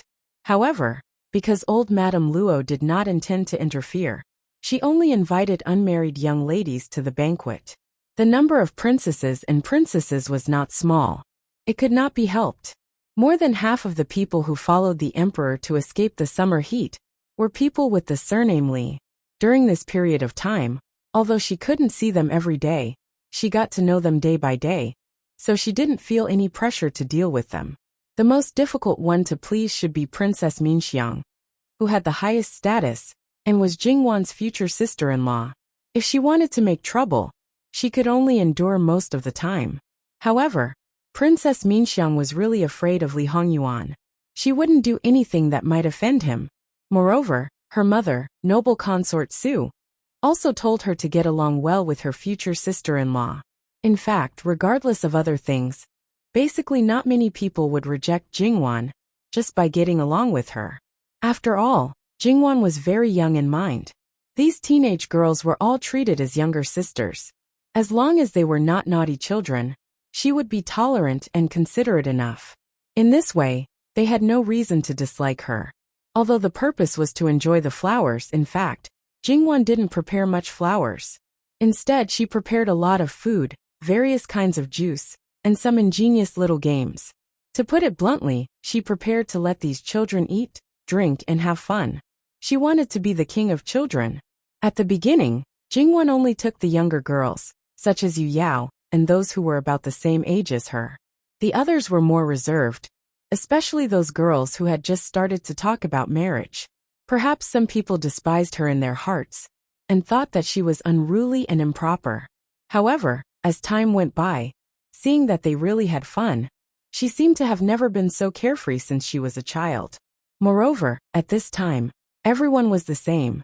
If they had fun, they would have fun. Probably no one would go out and say anything. Even those who took etiquette nannies with them were not criticized. Forget it. She would just drag her good sisters down with her. As for those who were really reserved and couldn't let go, Jingwan also prepared some elegant games that didn't require much movement, such as crossword puzzles. Because there were changes, it naturally wouldn't be boring. Then, there was the game of finding things according to the clues. The final thing would often be unexpected. Therefore, the girls who had never played these games couldn't help but want to play. And the final result was probably that they all went crazy from playing. Jingwan and the others were having fun here. But they didn't know that an urgent report was sent from the capital. Some areas in the south had continuous rain. Some experienced people said that the area would inevitably expand, and there would be a flood. Because Li Hongyuan had been paying attention to it for a long time, he naturally received the news. In her previous life, it didn't happen so early. Li Hongyuan thought that he could change people, but he couldn't change the sky. In her previous life, it happened late, which could only mean that the report was late. In the end, it caused such a big disaster. Some people had already been replaced by Li Hongyuan, so the same thing naturally wouldn't happen again. When Lu Qingdi received the news, he immediately gathered all the officials and sons. This kind of thing couldn't be neglected. If there really was a big flood, the consequences would be very serious.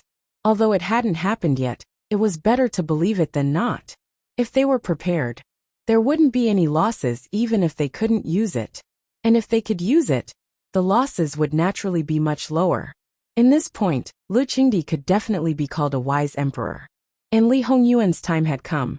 My beloved officials, put your heads together and come up with a feasible solution as soon as possible. Don't say that you have groundless fears. I also hope that in the end, it will be groundless fears. Also, don't take things too simply, and don't take it seriously. I want you to consider this matter in the worst possible way. Since Lu Qingdi had said so, the others naturally didn't dare to neglect.